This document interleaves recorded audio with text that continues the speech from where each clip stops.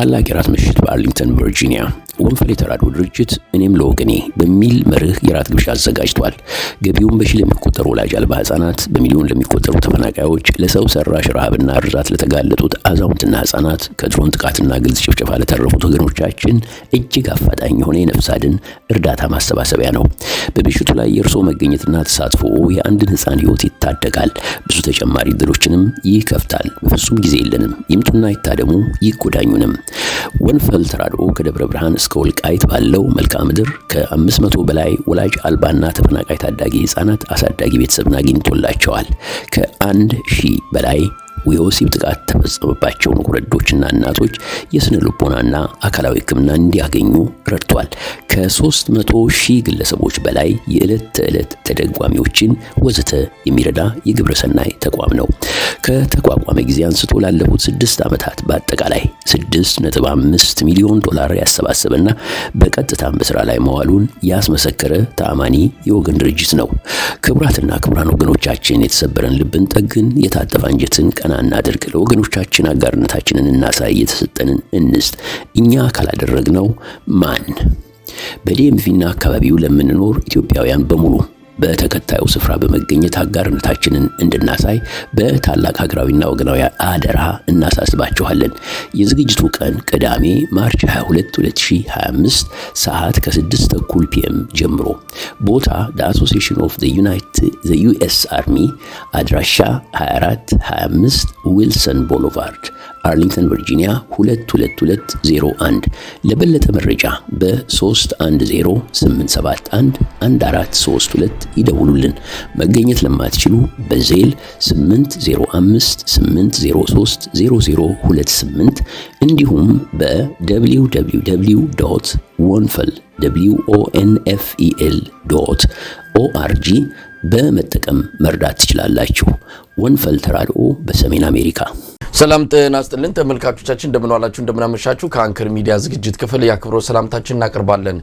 በዋናነት በአማራ ክልል እየተደረገ ያለውን የፋኖችን ተጋድሎች በማተኮር በኢትዮጵያ ወቅታዊ ጉዳዮች ላይ ያሉትን መረጃዎች ለመለዋወጥ ከጋዜጠኛና የኢትዮ 251 ሚዲያ ዋና አዘጋጅ ሙሉጌታ አንበርብር ጋር ለዛሬ አብረን እንቆያለን። እንድትከታተሉን ግብዣችን ነው።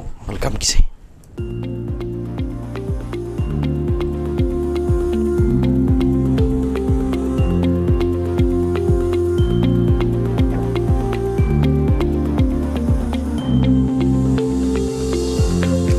ጤና ይስጥልን ሙሉጌታ።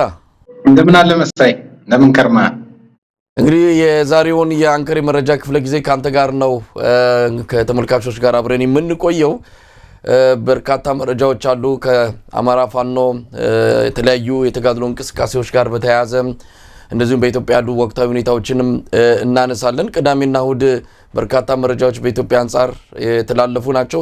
የኢትዮ ኤርትራ ወቅታዊ ሁኔታን በተመለከተ እንግዲህ ያለውንም ነገር እናነሳለን ማለት ነው። ሙሉጌታ፣ አንተ በተለይ ከአማራ ፋኖ እንቅስቃሴ ጋር በተገናኘ ብዙ መረጃዎች በእጅ እንደሚኖሩ እገምታለሁ። ከዛን ጀምር እስቲ ምን አለ ወቅታዊ እንቅስቃሴው ምን ይመስላል በአማራ ፋኖ በኩል? እንግዲህ ከሰሞኑ የአማራ ፋኖ ከፍተኛ መነቃቃት ከወትሮ በተለየ ከፍተኛ መነቃቃት እያደረገ በተለያዩ ቀጠናዎች ከፍተኛ ውጊያዎች እየተደረጉ ነው። ከሰሞነኛ እንግዲህ ከፍተኛ ተጋድሎ ከተደረገባቸው ቦታዎች አንደኛው የጎንደር ቀጠና ነው። በጎንደር ቀጠና እንግዲህ ከፍተኛ ተጋድሎ በማድረግ በተለይ እንግዲህ አደረጃጀቶች ብዙ አልጠራቸውም የዛን ያላስፈላጊ ስላልሆነ እንግዲህ በበለሳ ከፍተኛ ትንቅንቅ በማድረግ አገዛዙ ለረጅም ጊዜ ሲገለገልበት ወይም ደግሞ ይዞት የቆየውን ከተማ ማለትም የኪንፋዝ በገላ ወረዳ ሰላሌ ከተማን ሙሉ ለሙሉ መቆጣጠር ተችሏል። በቋራም በኩል እነዚህው ከፍተኛ ትንቅንቅ አድርገው ከ60 በላይ አንድ ውጊያ እንኳን ሰዓታት ባልፈጀ ውጊያ ከ60 በላይ የብልጽግና ሰራዊት ተደመሰሰበት፣ ከ49 በላይ ክላሽንኮቭ መሳሪያ የተማረከበት ውጊያ ተደርጓል።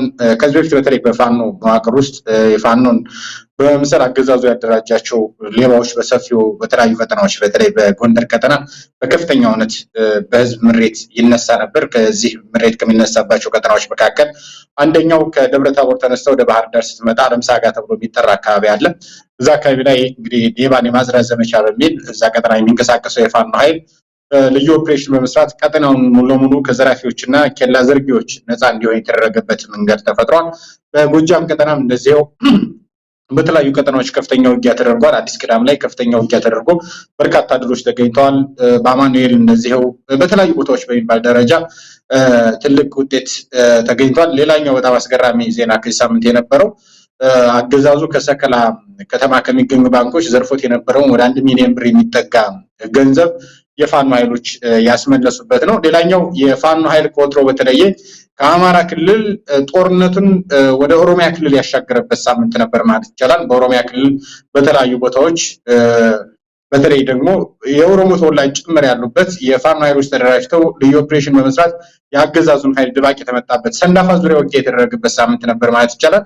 በወሎ በኩል ደግሞ እንግዲህ ከሰሞኑ ከታዩት ሁነቶች መካከል አንደኛው ህዝባዊ አደረጃጀቶችን በመዘርጋት ህዝባዊ ውይይቶችን በማጠናከር በርካታ ስራዎች ይሰሩበትና እነዛም ውጤት የነካ በተለይ የሃይማኖት አባቶች ጭምር የሳተፉበት ከእስልምናውም ከክርስትናው እምነት አባቶች በተገኙበት ህዝባዊ ውይይቶች የተገኙበት በተለይ የሁለት ወረዳ ህዝብ የአብሮ ወረዳና የእጁ ወረዳ ህዝቦች አንድ ላይ በመገናኘት የአጠቃላይ በቀጣይ ከአማራ ፋኖ ጎን በመሰረት ምን አይነት ስራዎች እንዲሰሩ እንደሚገባ አማራ በማንነቱ በሃይማኖቱ እስላም ክርስቲያን ሳይል የተጠቃ መሆኑን በትክክል የተረዱበትና በዚህም ከፋኖ በፊት እንቀድማለን ከፋኖ በፊት እንሰዋለን እንግዲህ 75 ዓመት የሃይማኖት አባት ጭምር እየተገደሉ ነው ከዚህ በላይ ምንም የሚመጣ ነገር የለም ብሎ የተናገሩበት ሁኔታ ታይቷል። እንግዲህ አጠቃላይ አሁን ባለው ነባራዊ ሁኔታ የፋኖ ኃይሎች ከፍተኛ ውጊያ እያደረጉ በርካታ ቦታዎችን እየተቆጣጠሩበት ያለ ሳምንት ሆኖ አልፏል። ሙሉጌታ እንግዲህ የፋኖን ትግል በተመለከተ አንደኛ ዓመት ከ8 ወር የሆነው ነው። ሁለተኛ ዓመቱ የመጪው ያው ሐምሌ ሲገባ 2 ዓመትን ይደፍናል። እስካሁን ሲደረግ የነበረውን ትግል ገምግመዋል። እንዴት ነበረ? ምን ድክመት ነበረ የሚል መፈተሽም አድርጓል። ስልጠና ሲያከናውኑ ነበረ። ከዚህ በኋላ የሚካሄዱት የሉና ተጋድሎች ከዚህ በኋላ የሚካሄዱት ውጊያዎች እንደ ከዚህ ቀደሞቹ ዝም ብሎ የመቱ ምንድነው ሂት ኤንድ ረን የሚባለው ይሄ ደፈጣ ጥቃቱ የጎሪላ ውጊያው እንደዛ አይነት ሳይሆን ስር ነቀል በሆነ መልኩ እንደውም የጎጃም ፋኖ አስተባባሪዎች ሲገልጹ የሰማሁት አለ። ይሄ በአሁን ሰዓት በቀጣይ የሚካሄዱት ተጋድሎች የሥርዓቱን መከላከያ ሰራዊት ከክልሉ እንዲወጣ ጠራርጎ የማስወጣት ትልቅ ተልዕኮ ያነገበ ሊሆን ይችላል በሚል ገልጸውታል። እንደው አንተ በቅርበትም ስለምትከታተል ነው የሰሞኑ ውጊያዎች ተልዕኳቸው ምንድነው? እንደ በፊቱ ስንቅና ትጥቅ መያዝና ቦታን ይዞ የመልቀቅ እንዲህ አይነት ነገር ነው ወይስ መሰረታዊ በሆነ ለውጥ ያለው ውጊያ ነው እየተካሄደ ያለው? አሁን ባለንበት ነባራዊ ሁኔታ በተለይ የፋኖ የትግል ደጋፊ የሆነ በአገር ቤትም ያለ በውጭም ያለ 23 መተብ ጥልለት ድሮንም ከሰማይ ብትጥልለት 500 ሰራዊት ማርከብ ብትሰጠውም የዛን ያህል የሚያረካ ነገር አይደለም። ምክንያቱም አሁን ከፋኖ የሚጠበቁ በርካታ ሁነቶች አሉ። እነዚህ እንዲጠበቁ ካደረጋቸው ሁነቶች አንፃር እንግዲህ ቀደም አንተ አንስተዋልኝ ሐምሌ 25 2015 ዓ.ም ነው ይፋ የሆነ የአማራ ፋኖ የትጥቅ ትግል የጀመረበት በትክክል ልዩ ኦፕሬሽኖች ሲሰሩበትና እንደው ሰውም 2 ዓመት ሆነው 3 ዓመት ሆነው የሚለውን ነገር በግልጽ እንዲረዳ ሐምሌ 23 ቀን 2015 ዓመተ ምህረት እንደምናስታውሰው ንፋስ መውጫ ከተማን ከተቆጣጠረ በኋላ በማግስቱ ላሊበላ ኤርፖርትን ከተቆጣጠረ በኋላ ነው ይፋ የሆነ ልዩ ኦፕሬሽኖች በተለይም ደግሞ ፋኖ ከመንግስት ጋር በትክክልም ደግሞ ግጥሚያ የገባበትና ይህን ነገር ስናስበው 1 ዓመት ከ9 ወር ደግሞ 1 ዓመት ከ8 ወር ገደማ 2 ዓመት እንኳን በቅጹ አልሞላውምና ይሄን በትክክል መረዳትና ማየት ያስፈልጋል። ወደ ጠየቀኝ ጥያቄ መለስበታለሁ። እንግዲህ የሻቢያ 1983 ዓመተ ምህረት ወይም ደግሞ 1982 ዓመተ ምህረት ኤርትራን ከመቆጣጠሩ በፊት እዛ ቀጠና ላይ ያለውን የደርግን ሰራዊት ወይም ደግሞ ኢትዮጵያ ሰራዊት በወቅቱ የነበረው ያንን ከመውጋት ጋር በተያያዘ በታሪክ መጽሐፍት እንዳነበብነው በጽሁፎች እንደተረዳነው ከሆነ ዓመት በፊት ወደዚህ ኦፕሬሽን ከመግባታችን በፊት አስመራ ከተማን ለመቆጣጠር እድሉ ነበረን፣ ሰራዊታችንን በቂ ነበረ። ነገር ግን ከኋላ ጀባህ የሚባል ጥላት ነበረን። አስመራ ከተማን ከመቆጣጠራችን በፊት ወደ ኋላ ተመልሰን ግን አደረጃጀታችን የመስራትና ጀባህን የማጥፋት ልዩ ኦፕሬሽንና ተልዕኮ ነበረብን። ከዛም ጀባህን አጥፍተን በኋላ በምንመጣበት ጊዜ ሙሉ መዋቅር ለመዘርጋት መንግስታዊ አስተዳደር ለመዘርጋት አልከበደናም ሲሉ እንሰማለን የሻቢያ ከፍተኛ አመራሮችና እንግዲህ በዚህ ሂደትም በተለይም የአማራ ፋኖ የትግል እንቅስቃሴ ሐምሌ 24 እና 25 እንደጀመረ ማግስት ልዩ ኦፕሬሽኖች በሚባል ደረጃ ባህር ዳር ከተማ ላይ ጎንደር ከተማ ላይ ደብረ ታቦር ከተማ ላይ ደብረ ማርቆስ ያልተገባበት ከተማ አልነበረም ደብረ ብርሃን ከተማን ጨምሮና ከደሴ ከተማ ውጭ ባሉት ሁነቶች እንግዲህ በዛን ጊዜ ብዙ ሰው እንግዲህ በሳምንት ባልሞላ ጊዜ ውስጥ ወደ አዲስ አበባ የሚሻገሩ ብዙ ሰው ይመስለው አለ። ከዛ በኋላ የአማራ ፋኖ የዛን ጊዜ ሁሉም ወጣት በሚባል ደረጃ ዱላውንም በትሩንም አጭሩንም ፓሱንም ይዞ ነው ወደ ትግል የገባበት። ከዛ በኋላ በጋንታ ያልተደራጀ ኃይል የነበረው በጓደኛሞች በስብስብ ነበረ። ከዛ በኋላ በነበሩት ሂደቶችና እንቅስቃሴዎች ጠንካራ ተቋም የመፍጠር ስራ ሰርቷል ብዬ አምናለሁ። ባለፉት 1 ዓመት ከ9 ወር የትግል መስመር ሂደት ውስጥ ይሄ ምን ማለት ነው? ቅድም ከሻቢያም ጋር ያነሳሁት በፊትም የህዋትም የትግል እንቅስቃሴና ታሪኩን ስናየው መልካምነት ባንጠቀመው 1967 ወደ በረሃ ከገባ ጀምሮ አብሮት የነበሩትን አፈንጋጭ የሚባሉትን ጭምር የበላበትን እውነት አይተናል። አሁን ይሄ በፋኖ መዋቅር ውስጥ ይኖር ማለት አይደለም። ነገር ግን በዚህ ሂደት በተለይ ጠንካራ ተቋማት የሚገነቡት ክርክሮች፣ ውይይቶች፣ ግጭቶች ጭምር ሲታከሉበትና ሲኖሩበት ነውና ከዚህ አንፃር የፋኖ የትግል መስመር አሁንም በመልካም ጎኑ እንዳለ በግልጽ ማስቀመጥ እፈልጋለሁ። አሁን ቅድም ወደ አነሳኔ ጥያቄ ስመለስ ግን የፋኖ ኃይሎች አሁን ጥሩ በሚባል ደረጃ ላይ ነው ያሉት። አሁን ደፈጣ ጥቃት ወይም ደግሞ አንተም በገለጽከው ቋንቋ ሂትና ራን ውስጥ አይደለም። ደፈጣ ጥቃት ይይዛሉ። ከዛ ደፈጣ ጥቃቱ ኃይል ከበዛና ጠንካራ የሆነው ውጊያ ማድረግ በሚያስፈልግበት ሰዓት ደግሞ ወደ መደበኛ ውጊያ ቀይረውት አገዛዙ ካምፕ አርጓቸው የነበሩትን ምሽግ አርጓቸው የነበሩትን እንቅስቃሴዎች አይተናል። ባለፉት 2 ሳምንታት ካየናቸውና ካስተዋልናቸው ብዙ ሰው ያላያቸውና ያላስተዋላቸው በየ ማስበው የፋኖ ኃይል ከዚህ በፊት ከነበረው እንቅስቃሴ በጣም እድገት በሚባል ደረጃ አሳይቷል። ይሄ እድገት የተባለው ነገር ምንድነው ከተባለ የመከላከያ ረጅም ጊዜ ቆፍሯቸውና ምሽግ አርጓቸው የነበሩትን ምሽጎች የማስለቀቅ ስራ ሰርቷል። ይሄ በጎጃም በጎንደር ቀጠናም ተደርጓል። የመከላከያን ካምፕ መስበር ማለት ዙ23 መድፍ ድሮን ጭምር አሰሳ የሚደረግበት ቀጠና ወደ 4 ካምፖች መስበር ተችሏል። ጎጃም ላይ 2 ጎንደር ላይ 2 ካምፖች መሰበር ችለዋል። ይሄ ከሂትና ራን ወይም ደግሞ ከደፈጣ ጥቃት ባለፈ ከሽምቅ ውጊያ ባለፈ እንደ ትልቅ እድገት የሚታይ ነገር። እነዚህን በአግባቡ ማየት መገንዘብ መረዳት ያስፈልጋል። ነገር ግን በቀጣይ እንዲሰሯቸው የሚገቡት በርካታ ስራዎች አሉ። እነሱ የሚያውቋቸው አገዛዙ ወደ ወረዳና ወደ ቀበሌ መውረድ በተለይም ደግሞ እነተመስገን ጥሩነህ ከሰሞኑ እናረጋ ከበደ እና አብይ አህመድ እያሳዩት ያለው ነገር ምንድነው? አሁንም ቀጠናው በእኛ እጅ ነው። እኛንን እያስተዳደርን ያለ ነው። ፋኖ የሚባልን አጥፍተናል።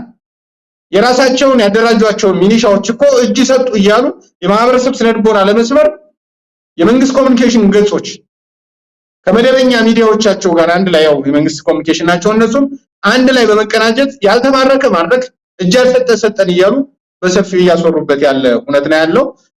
በቀጣይ ነገሮች ምን ይለወጣሉ? አሁን ወረዳ ላይ ውጊያ የሚደረግ አይመስለኝም። መሳይ ቀበሌ ላይ ውጊያ የሚደረግ አይመስለኝም። ሰራዊቱም ወረዳ ላይ ዋጋ አንከፍልም፣ ቀበሌ ላይ ዋጋ አንከፍልም። መክፈል ካለብን የዞን ከተሞች ላይና አጠቃላይ የብልጽግናን ሰራዊት ድባቅ የመምታት ስራ ላይ መስራት አለብን ብሏል። በግልጽ ለማስቀመጥ የመከላከያ ሰራዊት የአማራ ፋኖ አንድ ዘመቻ አውጆና በጋራ ቅንጅት አድርጎ መዋጋት የጀመረለት በእርግጠኝነት መናገር የሚቻለው 2 ሳምንት ወይም 3 ሳምንት የበለጠ እድል ላይ ነው ክልሉ ውስጥ ማለት።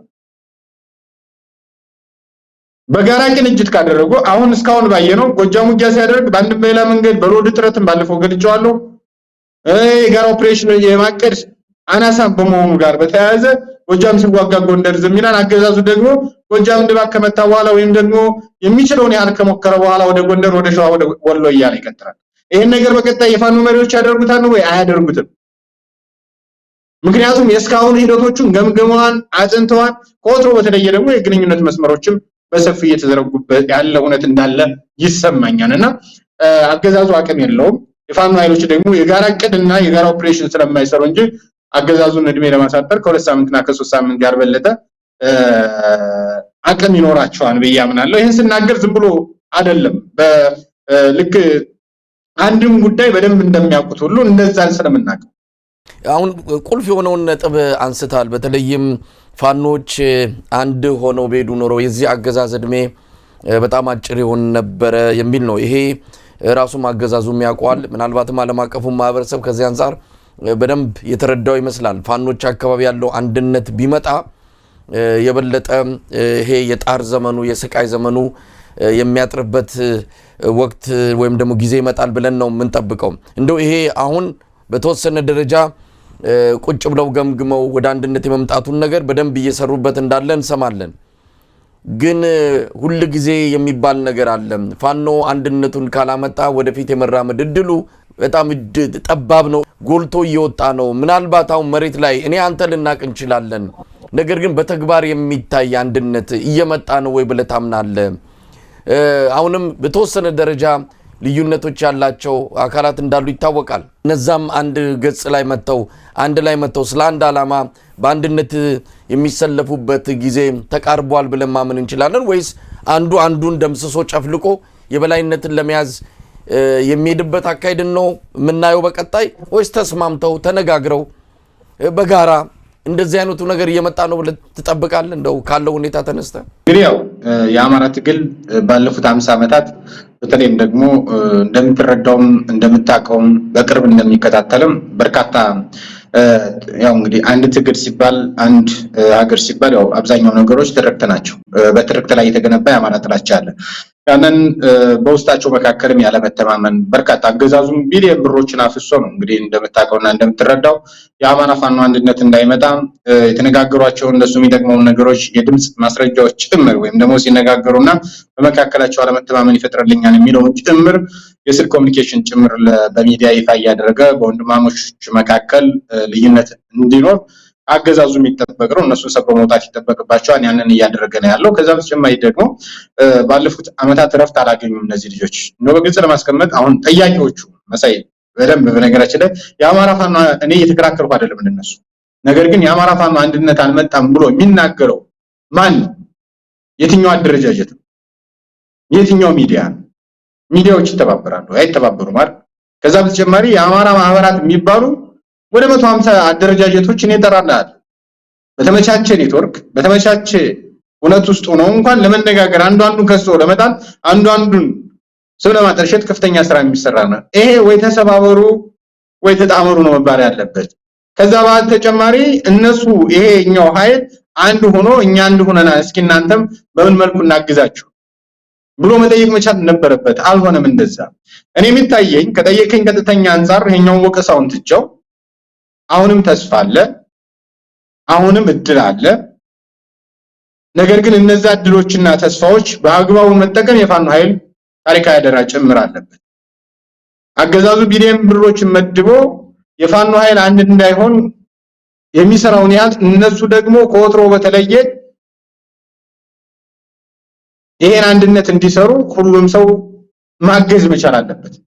በነገራችን ላይ ቀደም ተናግሬዋለሁ። ሰማዩ ምድሩም እየጠየቀ ያለው 500 መከላከያ ማርከ እንድታሳየው አይደል፣ ድሮን ከሰማይ እንድታወርድለት አይደል፣ የትኛው ነገር አይደለም። የፋኖ አንድነትን ብቻ ነው እየጠበቀ። ከዚህ አንፃር ይሄን እነሱ ተረድተውታል። እንደው በግልጽ ንገረኝ ካልከኝ ይሄን ይረዱታል።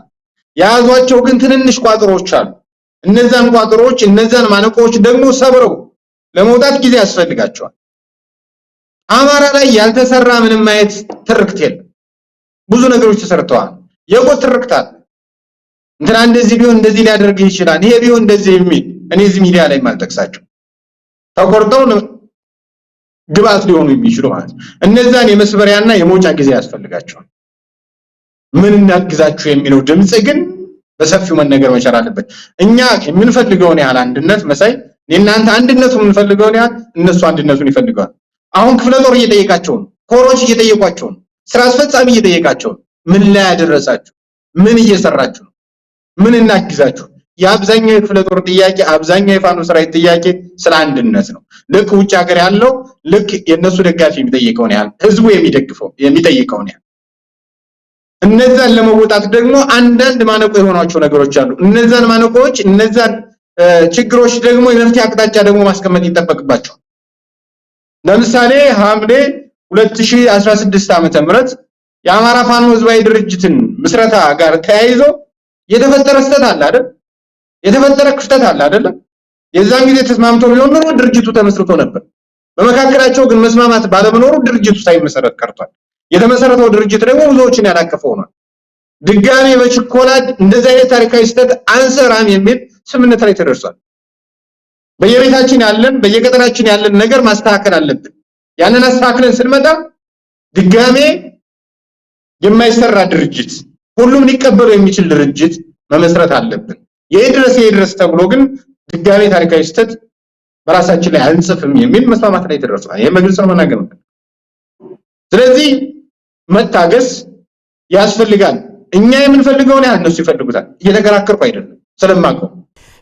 ሌላው ከዚሁ ከአማራ ወቅታዊ የህልውና ተጋድሎ ጋር በተያያዘ ያገዛዙንም ቁመና መፈተሽ ያስፈልጋል። በተለያየ ጊዜው ኢትዮ 251 የሚያወጣው መረጃ አለ። እንግዲህ የዛ ኢትዮ 251 ሚዲያ ዋና አዘጋጅም ነህ፣ መረጃዎች ይወጣሉ። አገዛዙ ቀደም ሲል አንተ እንደጠቀስከውም ክልሉን የተቆጣጠረ ሙሉ በሙሉ በእጁ ያስገባ ነው የሚመስለው። ፕሮፓጋንዳው በተለይ ባለፉት 2 ወራት የህብረተሰቡን ስነ ልቦና የሚፈታተን ነበረ። ፋኖች የጠፉ አንዶም በተለያየ ጊዜ ጀነራሎቹ እየወጡ የሚናገሩትንም መጥቀስ ይቻላል። ወደ ንዑስ ሽፍታነት አውርደናቸዋል፣ ከህዝብ ልብ ውስጥ ወጥተዋል። የተለያዩ አጋጣሚዎችን እየተጠቀሙ የተለያዩ ግድያዎችን ራሳቸው የሚፈጽሙትን ግድያዎች ሁሉ እየተጠቀሙ የፋኖ ኃይሎች የፈጸሙት አድርገው ለህብረተሰቡ እያቀረቡ ነው። አሁን በቅርቡም እንደዚሁ አረጋ ከበደ የተናገረው አለ። በየቀበሌው ያለውን የብልጽግና መዋቅር መልሰን እናደራጀዋለን። አሁን ወደ ሌላ ነገር ነው ማሰብ ያለብን፣ ወደ መልሶ ማቋቋም፣ እንደውም $10 ቢሊዮን ያስፈልገናል በሚልም ጠቅሶታል። ግን በዚህ ደረጃ የሚገለጽ ነው ወይ? በክልሉ ያለው ፖለቲካዊና ወታደራዊ ቁመና እኛ እስከምናውቀው ድረስ የበለጠ እየተንኮታኮተ ምናልባትም በአማራ ክልል ላይ ህይወት ላይ ኖሮ ወደሚችል ደረጃ እየመጣ ነው። ፋኖች ሙሉ በሙሉ የፖለቲካውንም አጠቃላይ የአማራ ክልል ሁሉን ነገር ለመቆጣጠር ከሚያስችላቸው ምዕራፍ ላይ መድረሳቸውን ብዙ ምልክቶች እያየን ነው። ግን በተቃራሪ ነው ለህዝቡ እየተነገረ ያለው በአገዛዙ በኩል። እስቲ የሰራዊቱ ቁመና ምን ይመስላል? በቅርቡ አንድ እዝ ሙሉ ማስገባቱም ይነገራል። ከፍተኛ የሆነ ዝግጅት እያደረገ ነው። ይሄ መጪው ክረምት ከመምጣቱ በፊት ማጠናቀቅ አለብን፣ ምክንያቱም የኤርትራኑም ጦርነት እያሰበ ነው፣ ሌሎች ነገሮችም ስላሉ ቶሎ የአማራውን ክልል ጣጣን ጨርስ የሚል ንግግር መነጋገራቸውንም ሰምተናል። እስቲ ምንድነው ያለው ከሰራዊቱ አንፃር፣ ከአብይ አህመድ ሰራዊት አንፃር አማራ ክልል ላይ ቁመናው ምን ይመስላል? 8 እዞች አሉት፣ በቁጥር የሚጠቀሱም በስም ያላቸው። እንግዲህ ምስራቅ እዝ፣ ሰሜን ምስራቅ እዝ፣ ሰሜን ምዕራብ እዝ፣ ደቡብ እዝ ምናምን የሚባሉ በርከት ያሉ እዞች ወደ አማራ ክልል ገብተው እንግዲህ የካቲት 2015 ዓ.ም ጀምሮ ገብተው አሁን የአማራ ክልል ሲቪል መዋቅር የለውም። ብአዴን የሚባለው ሲቪል መዋቅር ብለህ ልጠራው የምችለው አይደለም። በወታደራዊ አመራር የተተካና ለወታደራዊ አመራሩ መንገድ መሪ የሆነ ህዝቡን የሚያስጨፈጭፍ ገረድ የሆነ ድርጅት ነው። በዛ ልክ እየተንቀሳቀሰ ነው ያለው። ማዕከላዊ እዝ ወይም ደግሞ ዳሎል እዝ ተብሎ የሚጠራው በሌተናል ጀነራል ዘውዱ በላይ የሚመራ ወይም ደግሞ በትግል ስሙ ሊስትሮ ይሉታል፣ ዘውዱ ሊስትሮ ይሉታል። እሱ እንግዲህ ጅማና ወለጋ ላይ ነበር ሲንቀሳቀስ የነበረው። እንደምታስታውሰው የጅማውና የወለጋውን ኃይል ሙሉ ለሙሉ ነቅሎ ወደ አማራ ክልል እንዲገባ የማድረግ ስራ ሰርቷል። ከዛ በተጨማሪ ደግሞ አሁን ባለን መረጃና እውነት ደግሞ ሜካናይዝድ የሚባል አለ። 5ኛ ሜካናይዝድ፣ 6ኛ ሜካናይዝድ ምናምን የሚባል አለ። እነዛን ሜካናይዝዶች አንድ ላይ በማጣመር 9ኛ እዝ አድርጎ ወደ አማራ ክልል የማስገባት ከፍተኛ ፍላጎት አለ። ወደ አማራ ክልል ብቻ ሳይሆን አጠቃላይ ከትግራይ ጋር የሚኖር ጦርነት አለ፣ ከኤርትራ ጋር እንኳን የሚኖር ጦርነት ያለ አይመስለኝም። ባሌ ዳሰሳና ከአብይ ፍላጎት አንፃር ወይም ደግሞ IMF እና ወርልድ ባንክ አስገድዶት ወደዛ ጦርነት ከገባ ሊገባ ይችላል በገንዘብ ኃይል ታግዞ። ነገር ግን አሁን ባለበት ቁመና ከኤርትራ ጋር የሚገጥም አይመስለኝም። እሱን በግልጽ ነው መናገር የምፈልገው። አይሞክረውም ሲጀምር።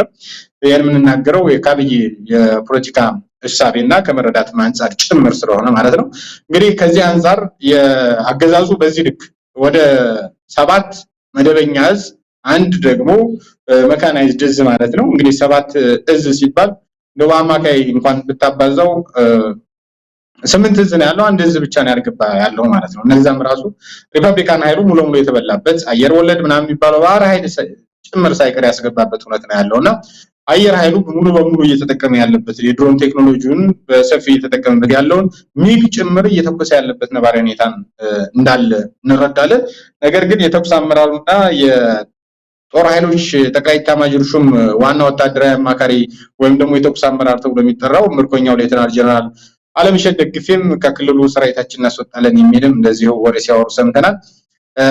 ከክልሉ ወጣ ማለት ብአዴን ፈረሰ ማለት ነው። በነገራችን ላይ ያንን በተናገረ ሌተናል ጀነራል አለምሸት ደግፌ ያንን ተናገረ አይደል፣ ወዲያውኑ መጥቶ የኮሙኒኬሽን አገልግሎት ሚኒስተር ተብየው ደግሞ ለገሰ ቱሉ ወጥቶ ደግሞ የሚወጣ አመራር የለም ነው ያለው። የሚወጣ ሰራዊት የለም ነው ያለው። ምንድነው ይሄን ሌተናል ጀነራል አለምሸት ደግፌ ይሄን ቢናገርም የፖለቲካ አመራሩ ምንድነው ያለው?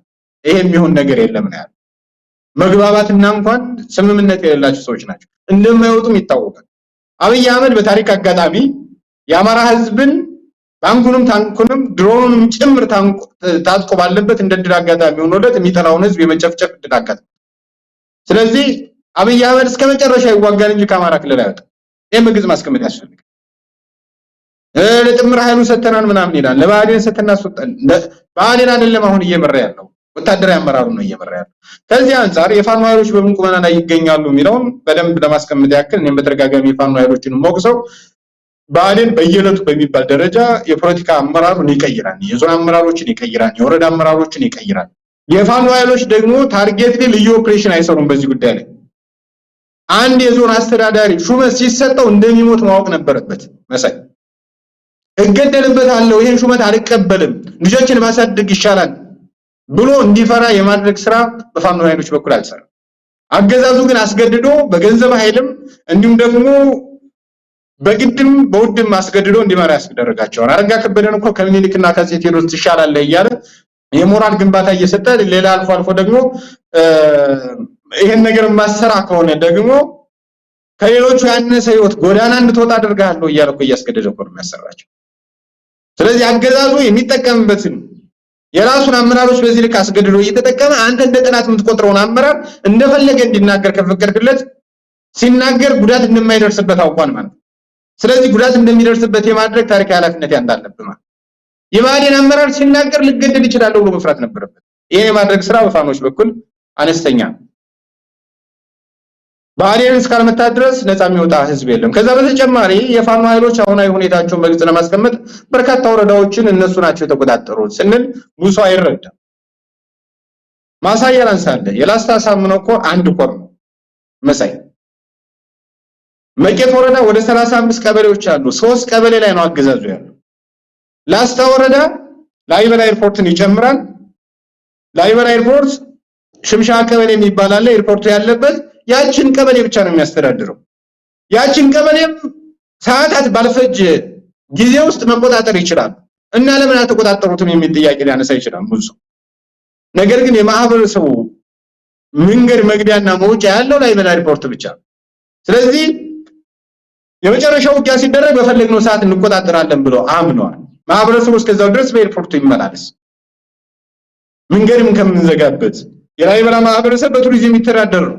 ስለዚህ የቱሪዝም ፍሰቱን አንገድብበት። ከህዋት ወረራ ጀምሮ እስካሁን ባለው ጊዜ ውስጥ ከፍተኛ መስዋዕትነት እየከፈለ ነው ብሎ ያመነ። ሌላውም ግን 26ቱን ቀበሌ በእነሱ ቁጥጥር ስር ነው ያለው። ቡግና ወረዳ በእነሱ ቁጥጥር ስር ነው ያለው። ግዳን ወረዳ በእነሱ ቁጥጥር ስር ነው ያለው። ከዛም አልፈው ወደ ዳህና ወረዳና ጋዝጊብላ ወረዳ አድቫንስ አድርገው ሰቆጣ ከተማ ቅርብ ርቀት ላይ ነው ያሉት። ይሄ በአንድ ኮር እየተሰራ ያለ ስራ። ጎጃም 5ኛ ክፍለ ጦር ቋሪት ወረዳ ነፃ ከወጣ 3 ወር አልፎታል። ቋራ ወረዳ በማን ስር እንዳለ ብዙ ያውቀዋል። አገዛዙ እየተንቀላወሰ ያለው በዞን ከተሞች እነዛም በደብረ ታቦር ከተማ፣ በጎንደር ከተማ። ጎንደር ከተማ ኤርፖርቱ ዙሪያና ያውም ደግሞ በጎንደር ከተማ አስተዳደር ጸዳ የሚባለው 020 ቀበሌ ላይ ያለው የፋኖ መዋቅር። ፋኖች እኮ ከዛም አልፎ ኦሮሚያ ክልል ገብተው ሰንዳፋና ሌሎች ቦታዎች ላይ ልዩ ኦፕሬሽን እየሰሩ ነው። ታዲያ ደብረ ብርሃን ስለተገኘ፣ ጎንደር ስለተገኘ፣ ባህር ዳር ላይ ስለተገኘ አገር ሰተነው እኮ ወረዳ የሚመኝ ዞን የሚመኝ ስርዓት እኮ ነው የገጠመን መሰለኝ። ታዲያ የሱን ፕሮፓጋንዳ በየለቱ እየወጣን ማስተባበልም ይሰለቻል። ሁለት የራሱን ሰራዊት ሚኒሻ የፋኖ ዩኒፎርም አልብሶ ማሪክ ያለው ሚልክ የዘቀጠ ስርዓት ነው የገጠመን። በዚህ ልክ ደረጃ ነው ያለው ፋኖ። ፍኖተ ሰላም እኮ ባለፈው ሳምንት አይተዋል። ሰዓታት ባልሞላ ጊዜ ውስጥ ከተሞችን ተቆጣጥሮ ያሳየበት ሁኔታ አለ። ደብረ ማርቆስ የዞን ከተሞችን ነው እያነሳ ያለው። ደብረ ማርቆስ ላይ የጥምቀት ዕለት ከተራን ማህበረሰቡ እንዲያከብር የጎንደር ፋኖ እውቅና ከሰጠ በኋላ ነገር ግን ትንኮሳ ፈጸመ። ትንኮሳ ሲፈጽም እኮ ጎህ ሆቴል ድረስ ዘልቀው ልዩ ኦፕሬሽን ሰርተው ወጥተዋል። እነዚህ ኦፕሬሽኖች የሚሰሩት እዛው አጠገብ ስላሉ ስለራቁ አይደለም። አርማጭሆ ሙሉ ሙሉ በእነሱ ስር ነው። መተማ ሙሉ ሙሉ በእነሱ ስር ነው። አንዳንድ ቦታዎች ላይ የዞን ከተሞች ላይ ተወስኖ ነው ያለው። ለምንድነው እሱ ወደ ወረዳ ለመውረድ ፍላጎት ሲያሳድር ወደ ዞን ማትንቀሳቀሱት? የኛ ጥያቄ የሁሉም ሰው ጥያቄ ነው። ቀበሌ ላይ ብትዋጋው ያለውን በርካታ የድሃ ልጅ ነው የምታስጨርሰው። በርካታ የፋኖ ሰራዊት ነው የምታስጨርሰው። ዞን ላይ ስትመታው ወረዳ ሙሉ ሙሉ ይፈርሳል፣ ቀበሌ ሙሉ ሙሉ ይፈርሳል። ይሄን ያውቁታል። ነገር ግን የያዛቸው ነገር ደግሞ አለ። ዲያስፖራው ገንዘብ እየሰጠ አይደለም። ዲያስፖራው ገንዘብ እየሰጠ አይደለም። ለምሳሌ አንድ ምክንያት ነገር አንድ ካልሆነ አልሰጥም ይላል። በእርግጠኝነት መናገር የምችለው ከ300 ሺህ እና ከ400 ሺህ በላይ ሰራዊት ሊኖር ይችላል። ከዛ በላይ የፋኖ ሰራዊት ይሄን ተሸክሞ ያለው ህዝቡ ነው። ሎድ እያቀረበ መረጃ እየሰጠ ምግብ እየሰጠ ፋኖዎችስ ምንድነው እያደረጉ ያሉት? ልጆቻቸውን ትተው ትምህርታቸውን ትተው ያላቸውን ሁሉ ነገር ትተው ወደ ፋኖ ሰራዊት ተቀላቅለዋል። ወደ ፋኖ ሰራዊት ተቀላቅለው ራሳቸውን ጭምር እየሰጡና ነው። አንተ ምክንያት እየደረደርክ እከሌ ምክንያት እየደረደረ ገንዘብ ላለመስጠት እንዴት ሊያስብ ይችላል? ያውም ደግሞ አንድ ሰዓት የማይሞላ ስራ ሰርተ የምታገኘው ገንዘብ ህይወት ለሚሰጥልህ ወንድም ህይወት ለሚሰጥልህ እህት ምን አይነት ምክንያት ብታቀርብ ምክንያት ሊሆን ይችላል? መሳይ ምክንያቶች አሁን ባለንበት ነባራዊ ሁኔታ ምክንያት ሊሆኑ አይችልም። ይሄን በግልጽ ነው መናገር እንፈልግ። ይሄን ለመወደድ ምናምን ለማለት አይደለም። በርካታ ወንድሞቻችን እኔ ማቃቸው አንገታም የሆኑ ያልወለዱ ያልከበዱ ወንድሞች ያልከዋን በዚህ ትግል ውስጥ ይሄ መሻገር የሚችለው ምክንያትን አራግፈ ጥለህ ከወንድሞች ጋር ተባብረ አንድ ላይ ቅንጅት አድርገ ዲያስፖራ ላይ ገንዘብ ስትሰጥ ሙሉጌታ ላነሳው አሰብኩት ርዕስ ነው የወሰድከኝ። እንግዲህ ቀደም ሲል ተከሰኳል ህይወት ነው እየተከፈለ ያለው ምናቃቸው የፋኖ አመራሮች ያው ትግል ነውና የሚሄዱት አንድም ሞት እንዳላውቀው ነው እዚህ ትግል ውስጥ የገቡትና መሞታቸው ማለፋቸው መስዋዕት መክፈላቸው የማይቀር ነው። ነገር ግን ያው እንደዚህ አይነት ሰው ካጠገብ ሲለይ የሚሰማ ሰዋዊ ስሜት ይኖራል፣ አዘን ይሰማል። ነገር ግን እንዲህ ዋጋ የሚከፈልበት ትግልን በተመለከተ ይህን ትግል መደገፍ ያለበት በህይወቱ እንኳን አይደለም። አሁን አንተ እንደተጠቀስከው በገንዘብ መደገፍ ያለበት ሌላው ኃይል ለምንድነው ሰበብ ምክንያት እየደረደረ ይሄ ትግል እንዲራዘም ያደረገው? ደሞ ይጠይቃል እኮ ደሞ ድል እንዲመጣ ይፈልጋል። ከተሞችን ተቆጣጥሮ ይሄን ስርዓት እንዲገረስስ ይፈልጋል። ሚዲያ ይከታተላል። ዩቲዩብንም ምኑንም እየከፈተ ምን ደረሰ ፋኖ እያለ ይጠይቃል። እንዴ ምን አደረኩ የሚለው ነገር ብዙ ጊዜ የለም። አዎ አንዳንድ ነገሮች በርግጥ የሚጎትቱት ነገሮች አሉ። ፋኖች አካባቢ የሚታዩት አንዳንድ ነገሮች ታዲያ ምን እናድርግ የሚለውን የመፍትሄ ሐሳብ ቁጭ ብሎ መነጋገር የለም። ያ ስለሆነ እንዲያላደርግም ብሎ እጁን ሰብስቦ ያለበት ሁኔታ ነው ያለው። እንዳልከው ነው አገዛዙ የእርሻ ሰብሎችን ያቃጥላል፣ ጎተራ ያቃጥላል። ፋኖች ቀለባቸውን የሚሰጠው ይሄ ህብረተሰብ ነው ብሎ ማሳስ ያቃጥል ነው። ይሄንን በበርካታ ቦታዎች አይተናል። ስለዚህ እንደዚህ አይነቱ ችግር ባለበት ለፋኖች ድጋፍ ለመስጠት የዲያስፖራው ክፍል ለምንድነው በዚህ ደረጃ የጨከነው ለምንድነው የሚለው ነገር በጣም አሳሳቢ ነው። ግን ምን መደረግ አለበት? አንዳንድ ጥሩ ጥያቄዎች አንዳንድ መሰረታዊ አግባብ ያላቸው ጥያቄዎች ያነሳል። እነዛ ጥያቄዎች መልስ ማግኘት እንዳለባቸው እኛም እናምናለን። ግን እጅ መሰብሰብ ምን የሚሉት ውሳኔ ነው ምን የሚሉት ጭካኔ ነው የሚለው ላይ ሲንዶ ሐሳብ ብትሰጥበት። እንግዲህ በየለቱ በሚባል ደረጃ ያንዳንዱ ጥይቶች ዶላር ናቸው። አንድ ጥይት በአማካይ ዋጋ $1 ሊሆን ይችላል። ይሄ ከሆነ በየለቱ እንዲተኩስለት ከፈለገ ነፃ እንዲያወጣው ከፈለገ ገንዘብ መስጠት አለበት ማለት ነው። ለምሳሌ መሳይ እኔ ካንተ የሆነ ነገር የምፈልገው ነገር ሊኖር ይችላል። እነዛን የምፈልጋቸውን ነገሮች ለማሳካት አንተ ጋር ርቄ ሳይሆን አንተ ጋር ቀርቤ ነው ማሳካት የምችለው። አሁን አብዛኛው ሰው የፋኖ ትግል አንዳንዱ በ2 ሳምንት የሚጠናቀቅ አንዳንዱ በ3 ሳምንት የሚጠናቀቅ አንዳንዱ በ6 ወርና በ1 ዓመት የሚጠናቀቅ መስሎት እንደዚህ አይነት እንቅስቃሴዎች ወይም ደግሞ ብዙ ገንዘብ ሰጥቻለሁ ብሎ ሊያስብ ይችላል። ግን የሰጠው ገንዘብ ምን ላይ ነው የዋለው? ለማን ነው የሰጠው? አሁን ለምሳሌ የአማራ ፋኖ በጎጃም ወታደራዊ ምክትል ሰብሳቢና ወታደራዊ አዛዥ ሻለቃ ዝናቡ ድንገረው ስልችት ሲለው ምን አንድ መግለጫ ወጣው መሰለ በተለያዩ ቀጠናዎች ያሉ የፋኖ አደረጃጀቶችን በእነሱ ቀጠና ያሉት ማለት ነው መርዳት አይቻልም ነው። መርዳት ከፈለጋችሁ የአማራ ፋኖ በጎጃም የሚባል ተቋም አለ፣ እሱን አጠናክሩ። ከዛ በኋላ ተቋሙ ደግሞ ለክፍለ ጦሮችና ለብርጌዶች ገንዘብ ይበጅታል የሚል ሐሳብ ሰጥቷል። ይሄ ሐሳብ ከምን እንደመጣ እኔ መረዳት ይችላል። አንደኛ የግል ፋኖ ለመግዛት በሚደረግ ጥረት ሂደት ውስጥ ወይም ደግሞ የቡድን ፍላጎትን ለማሳካት ወይም ደግሞ የግልን ፍላጎት ለማሳካት ብርጌዶችን የሚታገዙበት ነገር አለ ማለት። ስለዚህ ብርጌዱ ሲፈረጥም እኔ ላፈንግጥ ይላል ማለት ነው ከድርጅቱ። ክፍለ ጦሩ ሲፈረጥም እኔ ላፈንግጥ ይላል ማለት። አንዳንድ ኮሮች እኮ ከድርጅቱ በላይ ገንዘብ ያላቸው አሉ። ለምንኖራቸው መልካም ነው። ነገር ግን ድርጅቱን እንዳያዛቸው የማድረግ ከፍተኛ ፍላጎት። እነዚህ የሚሆኑት በዲያስፖራው ችግር ነው። ድርጅት ተቋቁሟል። ድርጅት ሲቋቋም መሰረታዊ የሆነ ግንኙነት ከድርጅቱ ጋር ማድረግ ያለበት። ክፍለ ጦር ጋር ከዚህ በኋላ የሚገናኝ የዲያስፖራ ክንፍ ልክ አይደለም። ትግል ለመጥለፍ ነው እየተንቀሳቀሰ ያለው። ብርጌድ ጋር የሚገናኝ ሻለቃ ጋር የሚገናኝ ሻለቃዎቹን ይጠይቁ ይችላሉ። ክፍለ ጦርም ሊጠይቅ ይችላል። ገንዘብ ሰብስበ እነዚህ ሻለቃዎች ጠይቀውን ነበር በእናንተ በኩል ቢደርስልን ማለትም እኮ የወግን ተደብቀ ለማድረግ የሚደረግ ጥረት አለ።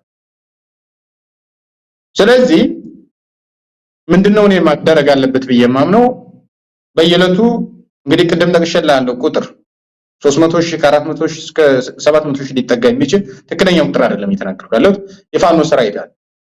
በየለቱ ለ700,000 ወይም ደግሞ ለ300,000 ሰራዊት ምን ያህል ምግብ ነው የሚበላው? ያነ ምን ያህል ጫማ ነው የሚያስፈልገው? ምን ያህል ዩኒፎርም ነው የሚያስፈልገው? የአማራ ህዝብ ተሸክሞ ያለውን ጫና መረዳት ያስፈልጋል። ያውም ደግሞ ባናቱ ላይ ድሮን እየተጣለበት ህዝቡ ማለት ነው ተመግባለህ እየተባለ መረጃ ሆናን እየተባለ ግን ያንኑ ሆኖ አይናቸውን አላተቆረባቸውም። በነገራችን ላይ የአማራ ህዝብ አይኑን አላተቆረባቸውም። ዛሬ መረጃ እየሰጣቸው ነው። ዛሬ ምግብ እየሰጣቸው ነው። ዛሬም መቀነቱን ፈርቶ በዚህ ታገሉና ጥይት ገዝታችሁ ታገሉ ይላል። አንድ ለታሪክ የሚሆን አንድ ወረዳ ላይ የፋኖ ኃይሎች አንድ 25 ቀበሌዎች ላይ ሄደው ጥሬ መሰብሰብ ህዝቡን የማዋየት ስራ ሰሩ። እንዳጋጣሚ ሆኖ ጊዜ አጠራቸውና 2 ቀበሌዎች ላይ ሳይደርሱ ቀሩ እነዚህ የፋኖ አመራሮች። ከዛ ከማህበረሰቡ እኛ ቀበሌ ላይ አልመጡም አላወያዩና ምን አይቶብና ምን ሰምተው ወይስ አገዛዙ ፈርጀውና የሚል ውይይት አደረገ ማህበረሰቡ። ታዲያ ምን ይሻላል? በቃ ወደ ፋኖቹ እንደውል እኛ እስከዛው ሌሎች ቀበሌዎች ላይ የተደረገው ይሄ ነው መሳይ። ሌሎች ቀበሌዎች ላይ የተደረገው ይሄ ነው። ምንድነው የተደረገው? በዚህ ያህል ቁና ጥሬ ተዋጥቷል። ስለዚህ ያንን ጥሬ እናዋጣና ያንን ጥሬ እንስጥ እንደው ተከፍቶብን እንዳይሆን እንደገናኝ ሲያልፉ ቤታችን ዘተንባቸው እንዳይሆን። ከዛ ያን ተደረገ። ጥሬው ተዋጣ። በአቅማዳ ከተቋጠረ በኋላ ለፋኖቹ ነው የተደወለው። ልጆቻችን እነዚህ ቀበሌዎች ላይ ውይይት አድርጋችኋል። እኛ ቀበሌ ላይ ግን ውይይት አላደረጋችሁም። ምን ሆናችሁ ነው? ለማንኛውም ሌላው ቀበሌ ያደረገውን እኛም ማድረግ እንፈልጋለን። እህሉን አዋተን ሰብስበናል። ከቻላችሁ ኑሩንም ተረከቡንም አወያዩና ያጠፋነው ካለ ይቅርታ እንጠይቃለን እንደግፋለን ያለው። እንደዚህ አይነት ህዝብ ታገኛለን። ይሄን የሚያደርግ የተማረ የዲያስፖራ ክንፍ አለ። ከሞቀስና ከማውገዝ የዘለለ ከማነወር የዘለለ ምን የተደረገ ነገር አለ? አብዛኛው ሰው እየሰጠ ነው። ነገር ግን እየሰጠ ያለው የተናጠን ነው። ይሄ ልክ አይደለም። ስለዚህ የመፍትሄ ሐሳብ አሁንም መወያየት ከኔ ለምሳሌ አሁን በዚህ ትግል ውስጥ ከኔ የሚጠበቀውን ነገር ለማድረግ ለራሴ ቃል ገብቼ 724 በሚባል ደረጃ ሚዲያው ላይ እየሰራው ሌላውም በተመሳሳይ ባለው ዘርፍ ለራሱ ቃል ገብቶ ይሄ ትግል እስከሚጠናቀቅ 20 ዓመት ሊፈጅ ይችላል እንዳይቀለበስ የማድረግ ኃላፊነት አለበት። እድል ከቀናቸው በ2 ዓመትም በ3 ዓመትም ሊያጠናቅቁት ይችላል። በሳምንት ሂደት ውስጥ ሊያጠናቅቁት ይችላል። ነገር ግን ያ እንዲጠናቀቅ ከኔ የሚጠበቀውን ታሪካዊ ኃላፊነት መውሰድ ለግል ታሪካዊ ኃላፊነት አለብን። አብይ አህመድ በኋላ ባደረ ቁጥር ኢትዮጵያ ላይ ምን አይነት መከራ እንደሚመጣ በየቀኑ የምናየው ጉድ ነው። ያንን ጉድ ለማሳጠር ለየራሳችን እያንዳንዳችን ቃል መግባት አለብን። ለህልውና ትግሉ የሚገባውን ያህል ማዋጣት ያስፈልጋል። ምን አስተውያለሁ መሰለ? የፖለቲካ ድርጅቱን አፍርሶ የሲቪክ አደረጃጀቱን አፍርሶ ማህበራትን አፍርሶ ሁሉም ያለው በዚህ በኢትዮጵያ ውስጥ የህልውና ትግል በሚደረጉ ሽሽሪት ውስጥ ነው ያለው ዙሪያ ውስጥ ነው ያለው በዛ ውስጥ የሚሳተፍ ከሆነ የምችለውን ያህል ማበርከት ያስፈልጋል አንዳንዱ ተቋም ምራ ተሰጥቶት መምራት ሳይችል አፍርሶ ነገር ግን የፋኖ ኃይሎች ድርጅት መመስረት አልቻሉም ሲል ተሰማዋል አንተ የመሰረትከውና ያቋቋምከው ድርጅት ከምን ደርሷል በአግባቡ መምራት ባለመቻልህ ከግለሰቦች ጋር በመጋጨት ጭምር ያንን ተቋም አፍርሰ ያደለም ወይ ተብሎ ቢጠየቅ መልስ የለው በባልደራስ ውስጥ የነበሩ በዚህ በተለያዩ አደረጃጀቶች ስለዚህ እኛም ምንችለው እነሱ ደግሞ ኢንተርኔት የላቸው በየለቱ በሚባል ደረጃ በሰማይ ድሮን በግር ደግሞ እግረኛ ሰራዊት ሲያሳድዳቸው የሚውሉ ልጆች ናቸው ከዛ በተጨማሪ አንዳንዱ የአማራ ህዝብ ብሶት አንገብግቦት እንጂ ተምሮት ወይም ደግሞ የፖለቲካ ዕውቀት ኑሮት ያደረጃጀት ዕውቀት ኑሮት አይደለም በዛ ሂደት ውስጥ እየመጣ ያለው ስለዚህ መሳይ ስለማን እያወራው እንደሆነ ይገባል ስለዚህ እነዛ ላይ አምሯቸው ላይ መስራትም ይተበቅብናል አደረጃጀት ምን ማለት እንደሆነ ፖለቲካ ምን ማለት እንደሆነ ዲፕሎማሲ ምን ማለት እንደሆነ ህዝብ ግንኙነት ምን ማለት እንደሆነ መስራት መቻል አለብን ያንን መስራት ከቻልን ውጤት ያለው ስራ መስራት ይችላል ቁጭ ብለህ ግን ስታላዝን ውለህ ብታድር የምታገኘው ጥቅምም የምታሳካውም የትግል መስመር ይሄን በግልጽ መናገር ያስፈልጋል ሙሉጌታ እውነት ለመናገር ሚዲያዎችም እርጋች ያለው ችግር ያው እኔም አንተም በዛው በሚዲያው ውስጥ ነው ያለነውና የኛስ ሚና ምንድነው እውነት አዎንታዊ ነው አሉታዊ አስተዋጽኦ ያደረግን ያለነው የሚለውንም ራሳችንን መፈተሽ ያለብን ይመስለናል ብዙዎቹ ሚዲያዎች ምን ያደረጉ ነው የፋኖን ትግል በመደገፍ የተሰራጩ ያሉ እየሰሩ ያሉ ሚዲያዎች ምን ያደረጉ ነው የሚለው ምክንያቱም እነሱ በሚያቀርቧቸው ዘገባዎች መረጃዎች ቃለ መጠይቆች የተነሳ መሬት ላይ ክፍፍልም እየተፈጠረ ነው እንግዲህ የቱ ነው መንስኤና ምክንያቱ ተብሎ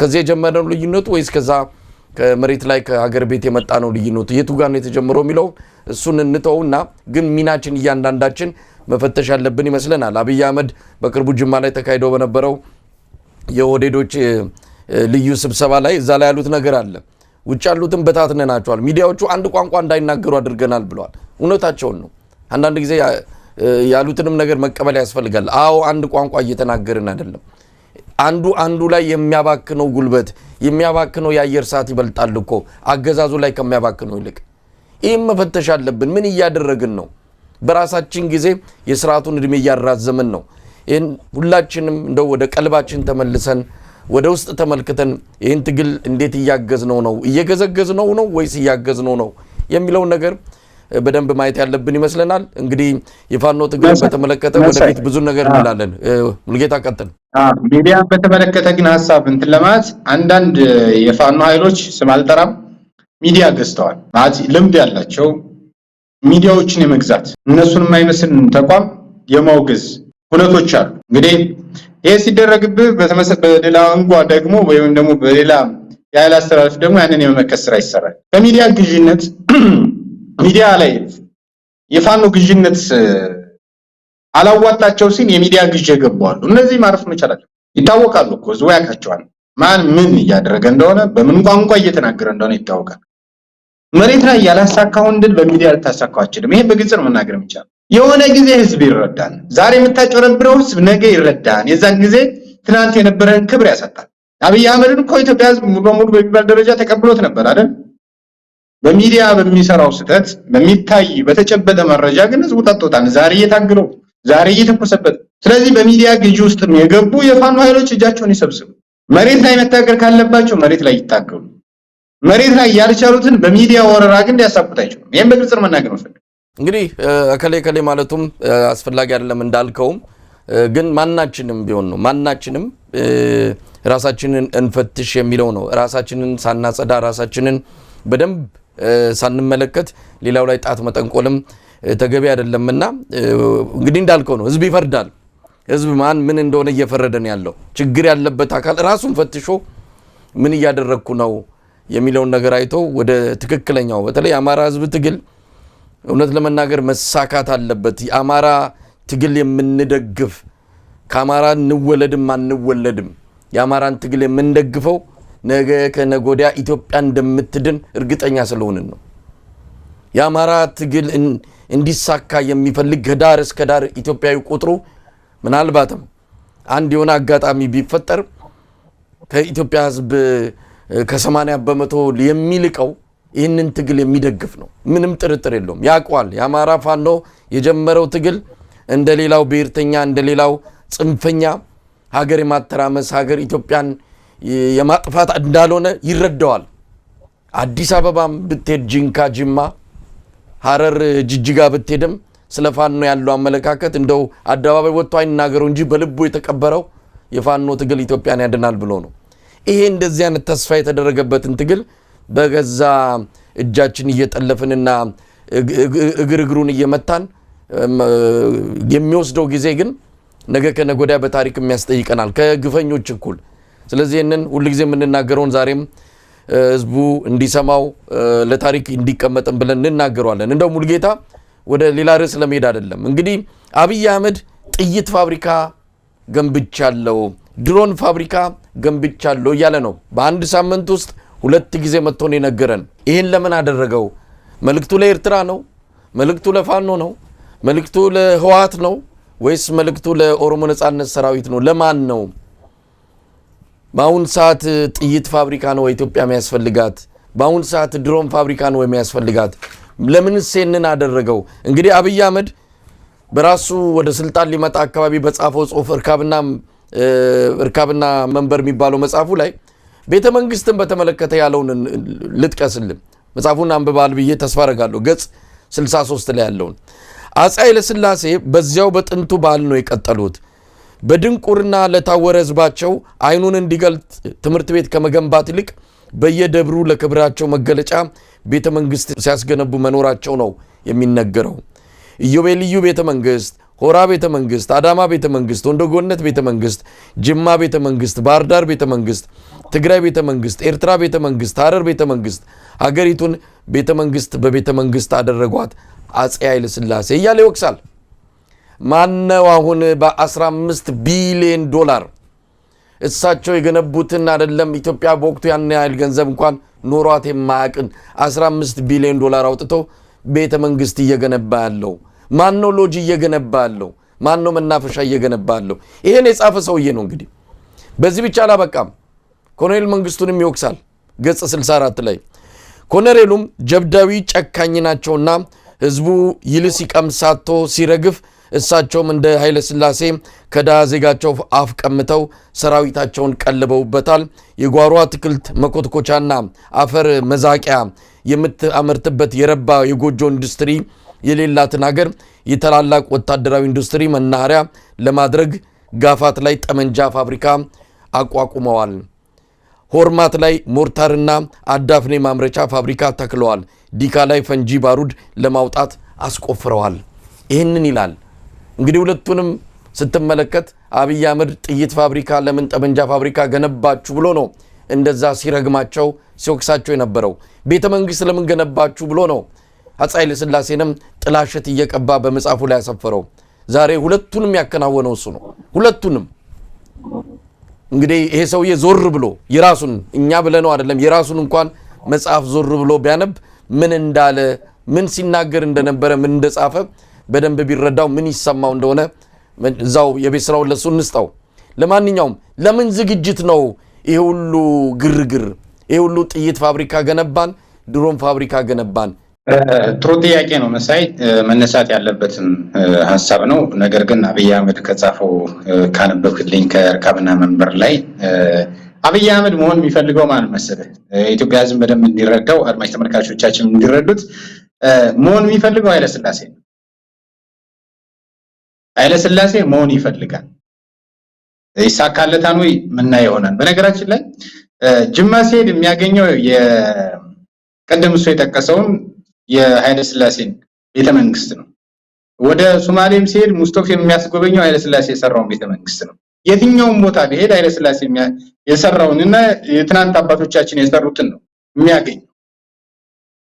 ስለዚህ ኢትዮጵያ ውስጥ የነዚህን የነ አፄ ምኒልክን ወይም ደግሞ የትናንቱን የነፍጠኛውን ስርዓት ብሎ እነሱ የሚገልጹትን የነፍጠኛውን ስርዓት ታሪክ እናጥፋና የራሳችን ታሪክ እናስቀምጥ የሚል እቅድ ይዘዋል። ይሄ እያንዳንዱ የሚፈርሰው ዝም ብሎ አይደለም። የሚኒሊክ ቤተመንግስትነት የአንድነት ፓርክ ሲለው ይሄ እንዳለ ጭቃ እየቀባው ነው። ስለዚህ የራሱ ምን እያደረገ ነው?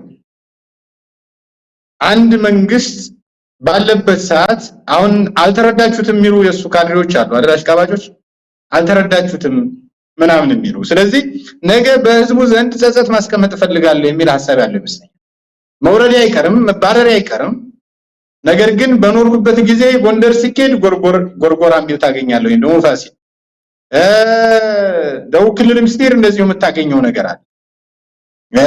ወለጋ ምስጢር እንደዚህ ኮሪደር ልማት የሚላል። አዲስ አበባ ሸገር ፓርክ፣ እንጦጦ ፓርክ፣ አንድነት ፓርክ ምናምን ይለዋል። ስለዚህ ህዝቡን እንዲያስታውሰኝ የማድረግ ፍላጎት ይመስለኛል። በአንድ ወቅት ከአንድ ሰው ጋር ሳወራ ለዚህ ለጉዳዩ ቀረብ ያለ ሰው ነው፣ ለቤተ መንግስትም የቀረበ ሰው። በወቅቱ ጠይቀው አብይ አህመድ 2012 ዓ.ም ይመስለኛል ለምንድን ነው ሁሉ ፕሮጀክቶች የሚሰራው ስለው የመለሰልኝ ምሳሌ ምንድነው በኢትዮጵያ ውስጥ ነባራዊ ሁኔታ ውስጥ አሻራውን አስቀምጦ የማረፍ ፕሮጀክት ነው እንጂ የሀገሪቱን ፕሮጀክት የማስፈጸም ጉዳይ አይደለም የሚል ሐሳብ ነው የሰጠኝ። ነገር ግን አንድ የፌስቡክ ጻፊ ያለ ካሳንበሳው የሚባል ካሊጉላ በሚል አብይ አህመድን ይጠራዋልና ካሊጉላን ሲገልጸው ያልተረዳው ነገር ቢኖር እነዚህን ሁሉ ፕሮጀክቶች ቢሰራቸውም ህዝብ ከጠላው የሱን ማስታወሻነት ስለማይፈልግ ካሊጉላ እንደሰራው ሁሉ የግሪክ መሪ የነበረው እንደ ካሊጉላ ያፈርስበታል ያለ የአብይ አህመድ ልክ ግንቦት 20 ኢንተርናሽናል ኤርፖርት የሚባል ነበር አይደል? በላይ ዘለቀ የተባለ ግንቦት 20 ትምህርት ቤት የሚባሉ ነበሩ ኮምቦልቻ። እነዛ ሁሉ እንደጠፉት ሁሉ አብይ አህመድ የሰራው ነገር ሁሉ ለምን ቢሊየን ብር አይወጣበትም? ትውልዱ ሊያፈርሰው ይችላል። ያልተረዳው ነገር ይሄ እና ኃይለ ሥላሴ ነው ወቅሳን ከኃይለ ሥላሴ መውሰድ የማይፈልገው ከናጼ ምኒልክ መውሰድ የማይፈልገው አንበሳው እንደው ሙሉጌታ እዚህ ላይ እንደው ጠቅሰ ማለፍ የሚገባ ይሄን ነገር ስታነሳ ንጽጽሩን እና ኃይለ ሥላሴ ያኔ በጥላቻ ስላልገነቡት በፍቅር በሁሉን ነገር በመልካም ስሜት ሆነው በራእይና በተለያዩ ነገሮች ውስጥ ሆነው የሰሯቸው ስለሆነ የሚቀጥለው ትውልድ አላፈረሳቸውም። አሁንም ድረስ የቆዩ ናቸው። ስለዚህ አብይ አህመድ እንዳልከው ያልተረዳው በጥላቻ የሰራው ነገር አንድ ወቅት ላይ ፕሮፌሰር በየነ ጴጥሮስ የተናገሩትን ማስታወስ ነው። ነፍሳቸውን ይማርና እሳቸው ያሉት ነገር አለ ስለ ሶሪያም ሲያነሱ ይሄ ገነባን ህንጻ ገነባን ሲሉ ህወሓቶች ስልጣን ላይ በነበሩ ጊዜ ህንጻ ቆምን እንዲያደረግን ሲሉ ጊዜ የለም ጥላቻ ነው እየተገነባለው እነዚህ የምትሏቸው ህንጻዎች ምሽግ ነው የሚሆኑት ነገ ከነገ ወዲያ። ስለዚህ ጥላቻውን ቀንሱን ያሏቸው። ጥላቻ ባረክ ቁጥር እንዳልከው ነገ ከነገ ወዲያ አብይን የሚመስሉ ነገሮች በሙሉ ከፊታችን ዞር እንዲሉ ነው ብሎ ህብረተሰቡ እርምጃ ሊወስድ እንደሚችል ምንም ጥርጥር የለውምና ያነሳው ነገር ጥሩ ነው። በጥላቻ የተሰራ ነገር መፍረሱ አይቀርም። አብይም እነ ኃይለ ሥላሴን እነ አጼ ምኒልክን ስለሚጠላቸው ነው እያፈረሰ ያለው። የኢትዮጵያ ህዝብ ግን ተው እያለ ነው። ነገር ግን እሱ ስለሚጠላቸው እያፈረሰ ነው። እሱ የግል ፍላጎቱን በዚህ ልክ የመንግስትነት ቅርጽ ይዞ እያፈረሰ ባለበት ነባራዊ ሁኔታ ስርዓተ መዋቅሩን ተቆጣጥሮ የራሱን የግል ፍላጎት ለማሳካት አንበሳውን በፒኮክ እንደተካው ሁሉ የሱ ማሻራዎች እንደሚጠፉ ይታወቃል። ይሄ በነገራችን ላይ ትውልድ ያደርገዋል፣ ሞዲፊኬሽን ይሰራላቸዋል። እንደዛ አይነት ነገሮች አሉና ይሄን በግልጽ ማስቀመጥ ያስፈልጋል። እነሱን ለመምሰል ጥረት ያደርጋል። እነሱን ለመምሰል በሚያደርገው ጥረት ሂደት ውስጥ ግን ህዝብን እያስከፋና የመጨረሻ የድንቁርና ስራ እየሰራ መሆኑ አይረዳው። ይሄን በግልጽ ማስቀመጥ ያስፈልጋል። የሰሞነኛዎቹ ይቅርታ መቀጠል ይችላል መሰለኝ። እሺ የሰሞነኛዎቹ የፋብሪካ ምርቃቶችን ጋር በተያያዘ እያያዋቸው ነበር። እንግዲህ ከዚህ ቀደም በሀገር ውስጥ ተተኳሽ ጥይቶችን የማምረት ሙከራዎች ቢኖሩም እስከ ዛሬ 3 ዓመት በፊት ድረስ ከውጭ በማስገባት ላይ ተመስርታ ቆይታለች። አሁን ኢትዮጵያ በሀገር ውስጥ ተተኳሽ ከማምረት አልፎም ወደ ውጭ መላክ አሳድጋለች ሲል ተናግሯል አብይ አህመድ ከሰሞኑ። እንግዲህ ይሄ ፕሮፓጋንዳ ለምን ተለቀቀ ነው። ከዛም ቀጥሎ ደግሞ የድሮን ፋብሪካ እንቅስቃሴዎች ለምን ተደረጉ ነው። በነገራችን ላይ እቺ ድሮን መስራት ፋኖዎችም ሰርተዋታል ነው። በነገራችን ላይ ይህችን ማለት ያውቀዋል አብይ አህመድ የት ቦታ ላይ ምን እንደተመታ በድሮኖች ያውቀዋል። በፋኖ ድሮን ራሻ ላይ እና በዩክሬን ጦርነቱን ከቀየሩ ሁነቶች መካከል በትንሽ ስብባሪ ነገሮች የተሰሩ ድሮኖች ናቸው። መሳይ እንደምታውቀው 200,000 ብር 300,000 ብር በማይፈጁ በተከታታይ ነገሮች እንደዚህ አይነት ነገር እንኳን መንግስትነት ቅርጽ ይዘህ የመንግስትነት ቅርጽ የሌላቸው ተሳዳጅ የሆኑ ነገር ግን ደግሞ በተቃራኒው አገዛዙን የሚያሳድዱ ኃይሎች እንኳን እየሰሩ እየተዋጉበት ያለ ነባራዊ ሁኔታ አለ። ነገር ግን እንደ ትክክለኛ እንደ ኤርዶጋን እንደዚህ ሲፈርም ምናምን አይተናል። ይሄ ለምን ሆነ ነው ዋነኛ ዓላማው የሰሞኑ የውሸት ፋብሪካ ምርቃዎች ከኤርትራ ጋር መያዝ እኔ እዛኔ ያልጠቃሚ ነው ብያላ ከኤርትራ ጋር አይደለም። ዋናው አብይ አህመድ ማህበረሰቡ በፋኖ ኃይል ላይ ተስፋ እንዲቆርጥ የማድረግ ከፍተኛ ፍላጎት አለ። ሚዲያው እኮ ከፋኖ ትግል ይልቅ ስለ ኤርትራ ጉዳይ ነው ጉዳይ አድርጎ እየዘገበ ያለው። የፋኖ ጉዳይ ዋጋ እንደሚያስከፍለው ያውቃል። የፋኖ አጀንዳ እንዲቀዘቅዝ ይፈልጋል።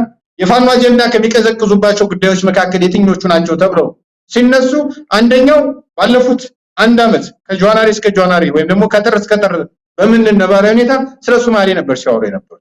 ሶማሌ ጋር ግን ጦርነት ገጥመዋል አልገጠሙም። አሁንም ከኤርትራ ጋር በሰፊው ማህበራዊ ሚዲያ ላይ የራሱ አክቲቪስቶች የሚከፍላቸው በነዳንኤል ክብረትና በነደገሰ ቱሉ አጀንዳ ተቀርጾላቸው የሚሰጡ ሰዎች ማሰብ የማይችሉ የተሰጡትን ግን መለጠፍ የሚችሉ ሰዎች አጀንዳ እያደረጉ መግጠም ከፈለገ ለምን በማህበራዊ ሚዲያ በሰፊው ያራግባል? ራሱ ወጥቶ አብይ አህመድ ለምን አይናገር? ትንሽ እየተናገረ የሚባለው ሌተናል ጀነራል አለምሸት ደግፌ ኤርትራ ጥራት ነች ምናምን ብሎ ትናንት ደግሞ ኤርትራ ጋር አንገጥም ሲሉ የነበሩ ሰዎች ናቸው። አሁን ባላቸው ነባራዊ ሁኔታ የፋኖ ኃይል እንኳን የሚያሸንፉበት ወታደራዊ አቅም የላቸው እንኳን ኤርትራ ጋር የመግጠም ይሄን በግልጽ ማስቀመጥ ያስፈልጋል። የፋኖ ኃይልን በሳቦታጅ ለማፍረስ ቢሊየን ብሮችን መድቦ እየሰራ ነው ያለው። የፋኖ አንድነት እንዳይመጣ ቢሊየን ብሮችን መድቦ የሚሰራው የፋኖ ኃይሎች አንድ በሆኑ ማግስት ባሬን ብልጽግና የሚባለው መዋቅር እንደሚፈርስበት ስለሚረዳ ስለዚህ የማህበራዊ ሚዲያ አጀንዳውን ቲክቶክ ስለ ኤርትራ ነው የሚያወራው።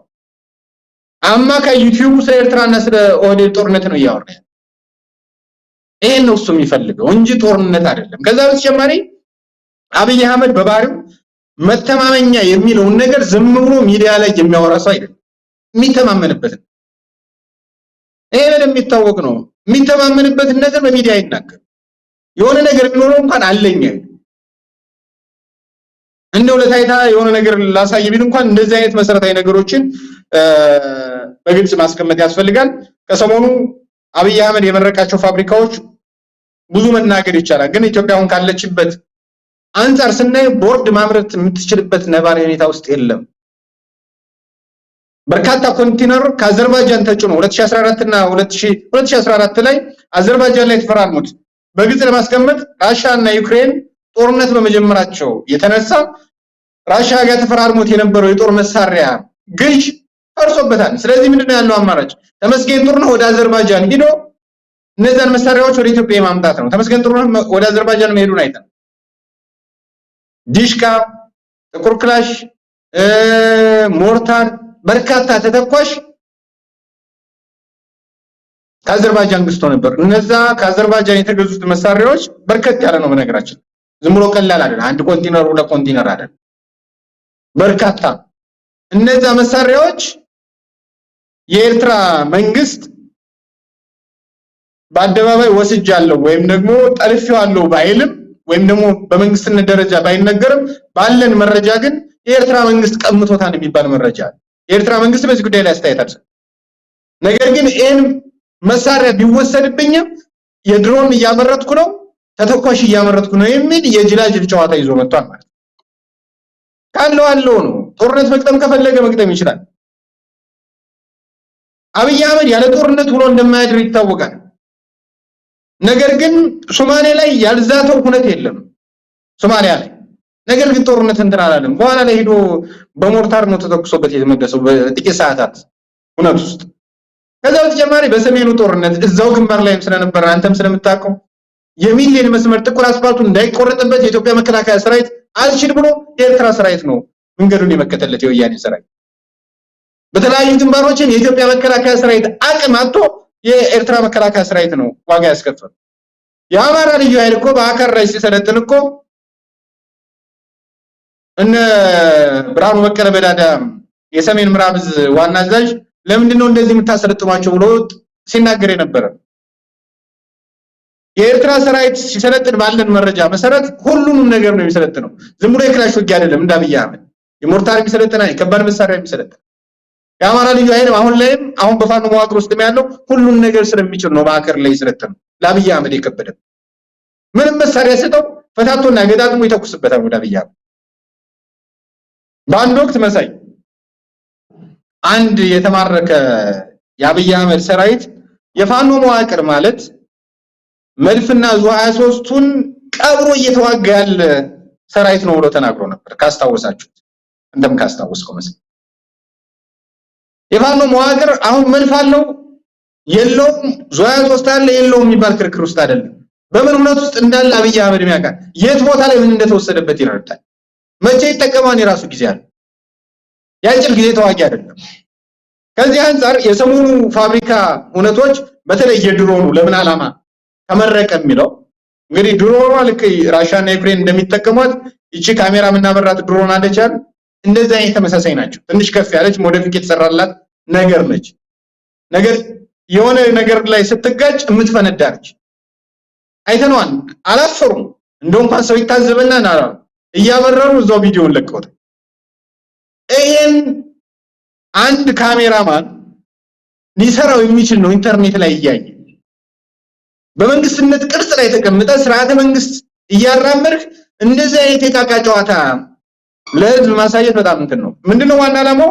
የፋኖ ኃይሎች እንዲፈሩ የማድረግ አዳዲስ ወጣቶች ወደ ፋኖ መዋቅር ውስጥ እንዳይገቡ የማድረግ አይተው ከሆነ በርከት ያለ ድሮን ነው ያየን። በርከት ያሉ ድሮኖች ምስሉ ላይ እንዳየን እነዛ ድሮኖች ሞዲፊክ ናቸው። ፋኖም ታጥቋቸዋል። ይሄን ደግሞ በግልጽ መናገር ያስፈልጋል። እና ዋና ዓላማው የፋኖን ኃይሎች ተቀላቃይ እንዳይኖር ማድረግ፣ ሚዲያው ከኦህዴድና የኤርትራን ጦርነት እንዲያራግም ማድረግ፣ የፋኖ ትኩረት እንዲቀንስ ማድረግ፣ እንደዚህ አይነት መሰል ነገሮች ናቸው። የፋኖ ኃይሎች ይሄን ያውቁታል። የፋኖ ኃይል መሳሪያ ይዞ ብቻ እየተዋጋው ያለው አይደለም። አብረውት ያሉት በመዋቅር ውስጥ ያሉት የመንግስት ደሞዝተኛ የሆኑት በርከት ያሉ የጊዜ ጉዳይ እንጂ አብረውት ያሉት ጀነራሎች ራሱ ከሱ ጎን አይደሉም። ይሄን በግልጽ መናገር የሚያስፈልግ አብረውት ያሉት ጀነራሎች እንኳን የሱ አይደሉም። ዛሬ የግል ጀነራሎች አድርጓቸው ይችላል። አንደኛ የወሲብ ቪዲዮ ሪከርድ ይዞባቸው ሊሆን ይችላል። የጥቅም የገንዘብ ምናምን መሰል ነገሮች ልጆቻቸውን በቅርብ የተያዘባቸው ብዙዎች ናቸው። እያንዳንዱ ጀነራሎች እኮ በቤታቸው እኮ ድምጽ መቅረጫና ቪዲዮ ካሜራማን እኮ ተገጥሞባቸው ነው ያለው። መንቀር እንኳን አይችሉም። ስልክ በነፃነት ማውራት አይችሉም። ይሄ እነማን ቢባል መንገር እንችላለን። እነማን ቤት ላይ ምን አይነት ቪዲዮ እንደተገጸመ እነማን ቤት ላይ ምን አይነት የድምጽ መቅረጫ እንዳለ ጀነራሎች በእነዚህ አይነት ሁኔታ ውስጥ ነው ያሉት። የመውጫ መንገድ አጥተው እንጂ በዛ ውስጥ መዋቅር ውስጥ ያሉ ለምሳሌ በአንድ ወቅት ቃሊም ላይ በተደረገው ውጊያ የ49ኛ ክፍለ ጦር ብዙ ዋጋ አስከፍላችሁኛል በሚል ሁለቱም ኮሎኔሎች አስሯቸዋል። ጓዱ የታሰረበት ሰው ከልቡ ሊያገለግል አይችልም። ግን የፋኖ መዋቅርም አንድ ባለመሆኑ ተስፋ የሚመስል ነገር ማህበራዊ ሚዲያውም አያወራም። ሚዲያውም ተስፋ የሚመስል ነገር ባለማውራቱና አብይ አህመድ ደግሞ ለምሳሌ የቴዎድሮስ ልጅ የሚኒሊክ ልጅ ያሳምነው ልጅ የሚሉ አብይ አህመድ የከፈታቸው ፌስቡክ ገጾች አሉ። ስታያቸው የፋኖ ደጋፊ ነው የሚመስሉ፣ ነገር ግን ያገዛዙ ቅጥረኞች ናቸው። እንደዚህ አይነት መሰል ነገሮች አሉና እንግዲህ ከዚህ በፊት ያየናቸው ዝናብ አዘነብ፣ ሳተላይት አመጠቅ፣ ነዳጅ አወጣን፣ የሆነ ነገር አደረግን ከሚለው የተለየ አይደለም። የድሮን የመሳሪያ ፋብሪካውም ኢትዮጵያ ነበራት። በነገራችን ላይ የኦርማት የጥይት ፋብሪካን የጋፋት ምናምን የሚሉ የተመሰረቱ በደርግ ስርዓት የተመሰረቱ ነበሩ። በበቀደም የጥይት ፋብሪካው ተመረቀ ሲባል አብይ አህመድ ለመጀመሪያ ጊዜ አስመረቅን ነው ያለው አይደል? እዛው ግን ምርኮኛው ብርሃኑ ጁላ ምንድን ነው ያለው? ከዚህ በፊት የነበሩትን አደስን ነው ያለው። የሚያስፈልገውን መሰረት ጥለን ቴክኖሎጂውን ዘርግተን ማምረት ጀምረናል።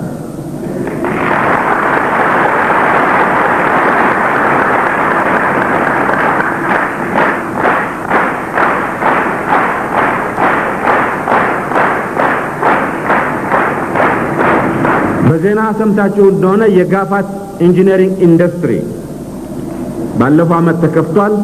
በቅርብ ጊዜ ውስጥ ደግሞ የታጠቅ ኢንጂነሪንግ ኢንዱስትሪ በቅርብ ጊዜ ውስጥ ይከፈታል።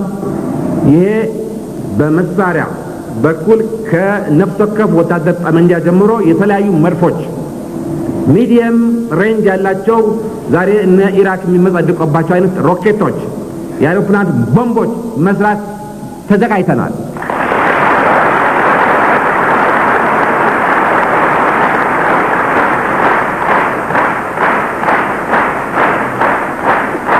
የለመንን ገንዘብም ቴክኖሎጂም ሰው እዚያ አድርሰን አሁን ቴክኖሎጂው ከተዘረጋ ነገሩ ከተወጠነ በኋላ በገንዘብ እጦት መቀጠል ተሳነን።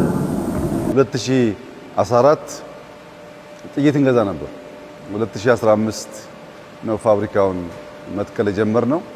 አሁን ዛሬ እንዳያችሁት ዛሬ ኢትዮጵያ ክላሽ፣ ብሬን፣ ስናይፐር፣ ዲሽቃ፣ ታንክ ሁሉም አይነት መድፎች ለራሷ ሳይሆን ለገበያ በቂ የሆነ የማምረቻ አቅም በጣም ዘመናዊ ሮቦቲክስ የትራዲሽናሉ ሳይሆን በሰዓት በጣም ከፍተኛ የማምረት አቅም ያለው ፋብሪካ ገንብታለች። ዘሆል ግቢው ካፓሲቲው ኢትዮጵያን ይመጥናል። ኢትዮጵያ እንደዚህ አይነት አቅም ሲኖራት ማየት በጣም ደስ ይላል።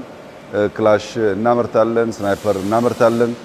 እነዚህ አይነት ነገሮች ከመግዛት ወጥተን አምርተን ለሌሎች የምንሸጥ ሀገር መሆናችን እና በጣም በአጭር ጊዜ ውስጥ 2 ዓመት ባልሞላ ጊዜ ውስጥ ይሄ አቅም ተገንብቶ በማየቴ በጣም ከፍተኛ ክብርና ደስታ ይሰማኛል። ያው መቼም ታሪክን ሁሉ ከኔ ነው የጀመረው ለማለት ሁሉ ጊዜ ካሜራ ፊት የሚደቀነው አብይ አህመድ ይሄ የጋፋትንም በተመለከተ የተናገረውን ነገር ከ38 ዓመት በፊት ኮሎኔል መንግስቱ ኃይለማርያም የተናገሩት ሰሞኑን በማህበራዊ ሚዲያ ወጥቶ የአብይን የሰሞኑን ውሸት እርቃኑ እንዲጋለጥ ነው ያደረገውና ያው አብይ መቼም ወጥቶ እውነት እንደማይናገር የታወቀ ነውና እሱን የሚቀበል ምናልባት በዙሪያው ያሉ ሰዎች ካልሆኑ በስተቀር ባንተ መጀን ይያሉ የሚኖሩ ካልሆኑ በስተቀር አብዛኛው ህዝብ የተረዳው ጉዳይ ነው። እንግዲህ እስቲ ወደ ሌላው መረጃ እንሂድ። በተለይ አዲስ አበባ ላይ ያለው አዲስ አበባ ላይ ሁኔታዎች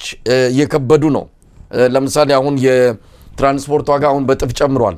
በሚቀጥሉት 2 ወራት የኤሌክትሪክ ዋጋ በጥፍ ሊጨምር እንደሚችል ራሳቸው የመንግስት ሰዎች እየተናገሩ ነው። ሁሉ ነገር ጨምሯል። በጣም ከፍተኛ የሆነ የኑሮ ውድነት ነው ያለው።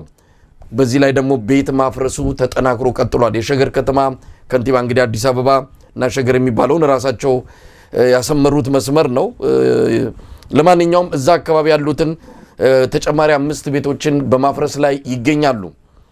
ያን በጅማው ሰነድ ላይ ተመልክተው ከሆነ ይሄ እነሱ እንደ ጠላት የፈረጁትን ማህበረሰብ ክፍል ከአዲስ አበባ ነቅሎ የማስወጣት እንዳይከራይ እንኳን ማድረግ የኪራይ ቤት አግኝቶ እንኳን እንዳይኖርና ከአካባቢው እንዲጠፋ ፊንፊኔን ለኛ ትቶ እንዲሄድ ማድረግ አለብን ነው። የአዲስ አበባ ህዝብ ምን እያደረገ ነው? እንግዲህ በምንድነው ሁሉ ነገር እየተደራረበበት መጣ። መቼ ነው የሚነሳው? መቼ ነው የአዲስ አበባ ህዝብ የሁሉ መከራ የሁሉ እንግዲህ መጪው ጊዜ ከዚህ ከፋ ሊሆን እንደሚችል እየታየ ነው። የአብይ አህመድ አገዛዝ ከዚህ በኋላ የመፍትሄው አካል ሊሆን አይችልም። ቀውስ ላይ ቀውስ እየደረበ ካልሆነ በስተቀር ከዚህ በኋላ ለኢትዮጵያ ህዝብ የመከራ ስርዓት ሆኖ ነው የሚቀጥለው። ይህን መቼ ነው የሚገላገለው ታዲያ ኢትዮጵያ ህዝብ በተለይ አዲስ አበባ ህዝብ እንደው ምን ይታያል? እኔ እንግዲህ ያው የአዲስ አበባ ህዝብ ማህበራዊ መሰረቱን ያጣ ህዝብ ነው። ማህበራዊ መሰረቱን ያጣ ህዝብ ማለት ነው። እንግዲህ ዘመናዊነት ሲባል አሁን አንዳንድ ጊዜ ኮንዶሚኒየም ምናምን የሚባሉ ነገሮች አሉና ኮንዶሚኒየም ግለኛ ነው የሚያደርግ። ጎረቤት አይኖርህም፣ በአግባቡ እንኳን አትጠያየቅ ምናምን ነገሮች እና አንደኛው ቤት እንኳን ለመለያየት የሆነ ምንድነው ብረት ነገሮች ይታጠራሉና ያያቸውና ያስተዋልኳቸው። ስለዚህ ህይወት የተገደበ ይሆናል። ከዛ በተጨማሪ ደግሞ አሁን በአዲስ አበባ ውስጥ በተለይ በተለያዩ ቦታዎች አማራውን እያፈናቀሉ ኢትዮጵያዊነት ስሜት አለው የሚባለውን ጋሞን፣ ጉራጌውን እንደዚህ የሚባሉት ማህበረሰብ ክፍሎችን እያፈናቀሉ የራሳቸውን መስራቸውን ደግሞ እያስገቡ ለአገዛዙ ተላላኪና ወይም ደግሞ የጥቅሙ ተጋሪ የሆኑትን በሰፊው እያቀፉ ሌላው ደግሞ ተሳዳጅና ተሳቃቂ ተቀበዝባዥ የማድረግ ስራ ነው የተሰራው አዲስ አበባ ላይ እንግዲህ ባለፉት አመታት በተለይ የኮሪደር ልማት በሚል አዲስ አበባ ተፈናቅሏል። አዲስ አበባ ተመቷል። በዚህ ሂደት ውስጥ ማን ተመታ ይባልም ይታወቃል። የነፍጠኛው ስርዓት አራማጅ ምናምን የሚባለው ሁነት ውስጥ ተመቷ ነኝና እኔ ከአዲስ አበባ ህዝብ ተስፋ የለኝም። በነገራችን ላይ ተስፋ የለኝም ማለት መቼም አንዳንድ ጊዜ ይከብዳል አይደል? ነገር ግን አዲስ አበባ ኑር ያለው አይቻለው ገምግም ያለው አንዱን በሰላይነት የተቀመጠ ነው ያለው። የአዲስ አበባ ህዝብ ለሁለት የቤት ኪራይ ሲከፍል ነው የኖረው መሳይ። አንደኛው ለኮንዶሚኒየም አንደኛው ደግሞ ለሚኖርበት ነበር ሲከፍል የነበረው። ነገር ግን የራሱን ኮንዶሚኒየም እንኳን ሌሎች አሳልፈው ሲሰጡት ያልተቃወመ ህዝብ ነው። ቢቃወም ቢልም መፍትሄ ያጣ ህዝብ ነው። የመውጫ መንገድ እንግዲህ እነመለስ ዜናዊ በርካታ ሰፈሮችን አፍርሰው በተለይ 1997 ዓመተ ምህረት በኋላ የአዲስ አበባ ህዝብ ከከተማው እንዲፈናቀልና በጋራ እንዳያስብ በጋራ እንዳያቅድ የጋራ የሚያደርጉትን ነገሮች እንምታ ተብሎ በእነመለስ ዜናዊ የተጀመረው ፕሮጀክት በአብይ አህመድ ተጠናክሮ ቀጥሎ አሁን ላይ የአዲስ አበባ ህዝብ አንዱ ከአንደኛው እንዳይገናኝ ማድረግ እንቅስቃሴ ነው የተደረገው። አንድ የሚገርምና የሚደንቅ መረጃ ልንገርህ። የጥምቀት ዕለት ለምሳሌ የልደታ ልጆች የሚያከብሩት በተወለዱበት የሚምሉትም በተወለዱበት አካባቢ በሚገኝ ታቦት የልደታ ልጆች ከሆነ ልደትዬ ነው የሚሉት። የልደታ ልጆች ከልደታ ሰፈር የተፈናቀሉት ግን ልደታ እንዳያከብሩ ጥምቀትን በያሉበት የመቆጣጠር ስራ እንዲሰራ እና አዳነች አቤቤ ፕሮጀክት ሰጥተው ያንን የማድረግ ስራ ሰርቶ ነው። አስታውሳለሁ አዳነች አቤቤ አብይ አህመድ እና ሽመልስ አብዲሳ አንድም ሶስትም ናቸው። በኦርቶዶክስ እምነት አንድም ሶስትም ናቸው የሚባል አለ ስላሴዎች ማለት ነው። እና አብይ አህመድም እንደው በሰይጣን በኩል መስራቸውና ከነዚህ ጋር ከሃይማኖቱ ጋር ስለማይገናኙ ነገር ግን ሶስት አደረጃጀት ናቸው። አንደኛው የኦሮሚያ ክልል ነው፣ አንደኛው የኢትዮጵያ ጠቅላይ ሚኒስትር ነው፣ አንደኛው የአዲስ አበባ ከተማ አስተዳደር ነች። ግን የሚያስቡትና የሚፈጽሙት ለአንድ ዓላማ ቸክሊስታቸው አንድ አይነት። ስለዚህ የአዲስ አበባን ህዝብ በመምታት ደረጃ በማፈናቀል ደረጃ በሰፊው ሰርተዋል ማለት። የአዲስ አበባ ህዝብ ተቀናጅቶና ተደራጅቶ የጋራ ነገር ያደርጋል ብዬ አላምንም። ምክንያቱም ማህበራዊ መሰረቱን አሳጣውታል። እንደው ጨለምተኛም ስላልሆንኩ የመፍትሄው ሐሳብ ምንድነው ከተባለ እንደው አሁንም የነቁና የበቁ ልጆች ካሉ የተለያዩ አመጾች አሉ፣ የተለያዩ ሜካኒዝሞች አሉ። አገዛዙ እንዲያርበደብደው የሚችል ነገር ታስታውሳለህ።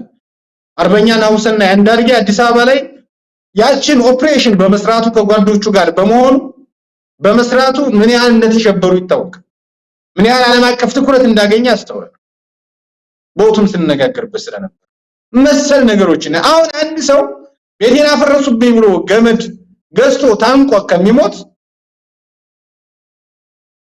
ያፈረሰበትን አፍራሹን አፍርሶ ይሞት ለሱም ጽድቅ ነው። አንድም ትግል መሰል የትግል እንቅስቃሴዎች ናቸው የሚያስፈልጉ። ቤት ለፈረሰበት ሰው ገመድ አይገባውም። ያፈረሰበትን ሰው ማፍረስ ግን ሌላ ጊዜ ሌሎች ቦታዎች እንዳይፈርሱ የማድረግ እቅድ አለ ማድረግ ይቻላል ማለት ነው። እነዚህ አይነት መሰል እንቅስቃሴዎችን ማድረግ ያስፈልጋል። ግን በእርግጠኝነት መናገር የሚቻለው የፋኖ ኃይል አድቫንስ ባደረገ ጊዜ አዲስ አበባ ላይ ምን ሊፈጠር ይችላል የሚፈጠረውን ነገር እናያለን። አሁን አይኤምኤፍ ጋር ስለተዋለ አይኤምኤፍ አድርግ የሚለውን ሁሉ ያደርጋና ብያ አሁን እንግዲህ በአፍሪካ ባሉት የነዳጅ የኤሌክትሪክ የውሃ ክፍያ ዝቅተኛ የሚባለው ኢትዮጵያ ውስጥ ነበር። አሁን ግን በየ3 ወሩ በየ4 ወሩ አድጎ እኔ በምኖርበት ሀገር አንድ ሰው በወር እስከ $100 ያወጣል ለመብራት ለሚኖርበት ቤት። ኢትዮጵያ ውስጥ ግን እንደው ከፍተኛ ወጣ ቢባል 100 ብር ነበር። ወደፊት እነዛ ነገሮች ላይ ሆኑ ይችላሉ። የወር ደሞዙን ወደ መብራት ሊተካ ይችላል። የህዳሴ ግድብ ገነባውልህ ያለው አብይ አህመድ ለምንድን ነው መብራት ጭማሪ የሚያደርግ? ኢትዮጵያ ውስጥ ውሃ ሞቶ እየፈሰሰ እነዛን ውሃዎች በአግባቡ መጠቀም የማይችል መንግስት ገንዘቡን ግን ለቤተ መንግስትና ለኮሪደር ልማት በሚል በብልጭልጭ ነባራዊ ሁኔታ ኢትዮጵያ እኮ አዲስ አበባ አይደለች። ኢትዮጵያ እኮ አዲስ አበባ ቢባል 0.001% አትሆንም አዲስ አበባ ለኢትዮጵያ ህዝብ። ከዛ ውጭ ያለው እንደው በማከላዊ በኢኮኖሚ ምናምን ሰፊ ሊሆን ይችላል። ነገር ግን ከቦታ አቀማመጥና ከህዝብ ቁጥር አንፃር ስናየው በጣም ይንት ከተማ አብይ አህመድ ሁሉ ነገሩ አዲስ አበባ ላይ ነው ያለው። ከዛ ውጭ ማየትም አይችልም። አዲስ አበባ ላይ ቤተ መንግስት የተነካብኝ ብሎ ቡራዩ መንግስት የቡራዩ ህዝብ እኮ ሊያድነኝ መጣ ያለው እኮ በተመረጠ በጥቂት ቀናቶች ነው። ወደ ሚኒክ ቤተ መንግስት ከገባ በሳምንታት ጊዜ ውስጥ እንደው ገፋቢል በወራት ጊዜ ውስጥ ነው የተናገረው። በጥላትነት የመዘገበው ህዝብ በጥላትነት ለመዘገበው ህዝብ ምንም ሊያቀርብለት አይችልም። ግን የሥርዓቱ የወዴድ የጥቅም ተጋሪ የባህሊን የጥቅም ተጋሪ የደሄደን የጥቅም ተጋሪ አሁን ደግሞ ነገታቸው ረዳ ያቆወቀው ነው የነሱ የጥቅም ተጋሪ የሆኑ ጥቅምን ያገኙ ይችላል። ኦፍ ኮርስ ያገኛል። ምክንያቱም ስርዓቱን አስከትላሉት እነሱ ናቸው። ይሄን በግልጽ መናገር ያስፈልጋል። ይሄን መሰረት ያደረገ እንቅስቃሴዎች ያስፈልጋሉ። አማን አራዳ ምናምን የሚሉ አደረጃጀቶች አሉ። እነዛን ማጠናከርና መስራት ያስፈልጋል። የመጣውን ሁሉ አሁን እኔ ምን ሰማለሁ አማንና አራዳ የሚባሉትን አደረጃጀቶች እኔ በትግል ሂደት ውስጥ አውቃቸዋለሁ። እነዛን ለሆነ አካል የመስጠት ይሄን የሚያደርገው ማን ነው? ብልጽግና ፕሮፓጋንዳ ይነዛበትና እነዚህ እኮ እንትን ያቋቋሟቸው ናቸው፣ እነዚህ እኮ እንደዚህ ናቸው፣ እነዚህን እኮ ያቋቋምናቸው እኛ ነን ብሎ ለአንድ ሰው ይነግረዋል። ይሄን የሚያደርገው እንዳይታገሉ የመስበር ነው።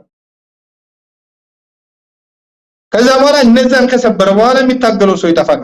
በዚህ አይነት እንቅስቃሴ ውስጥ የገቡትም ለእውነት መስዋዕትነት ለመክፈል የመጡትም እንደዚህ ሲባሉ ይሸማቀቃሉ ማለት ነው። በቃ ኦፕሬሽን እስከሰራ ድረስ የሆነ ነገር እስካደረገ ድረስ እንዲታገዙ ቅስቀሳ ማድረግ ያስፈልጋል። ሁሉን ነገር በጨለምተኝነት ማየት በጣም ያስፈልጋል። ሙሉጌታ እንግዲህ የአዲስ አበባ ጉዳይ በጣም አሳሳቢ ነው። በእርግጥ እንዳልከውም የአዲስ አበባ ህዝብ ማህበራዊ መሰረቱን አጥቷል እና ለውጥ የሚነሳሳበት አቅምም ሆነ መረቡ ኔትወርኩ የለውም የሚለው ነገር ሊያስኬድ ይችላል። ግን ምን ምርጫ አለው የሚለው ነው። ምን ምርጫ አለው?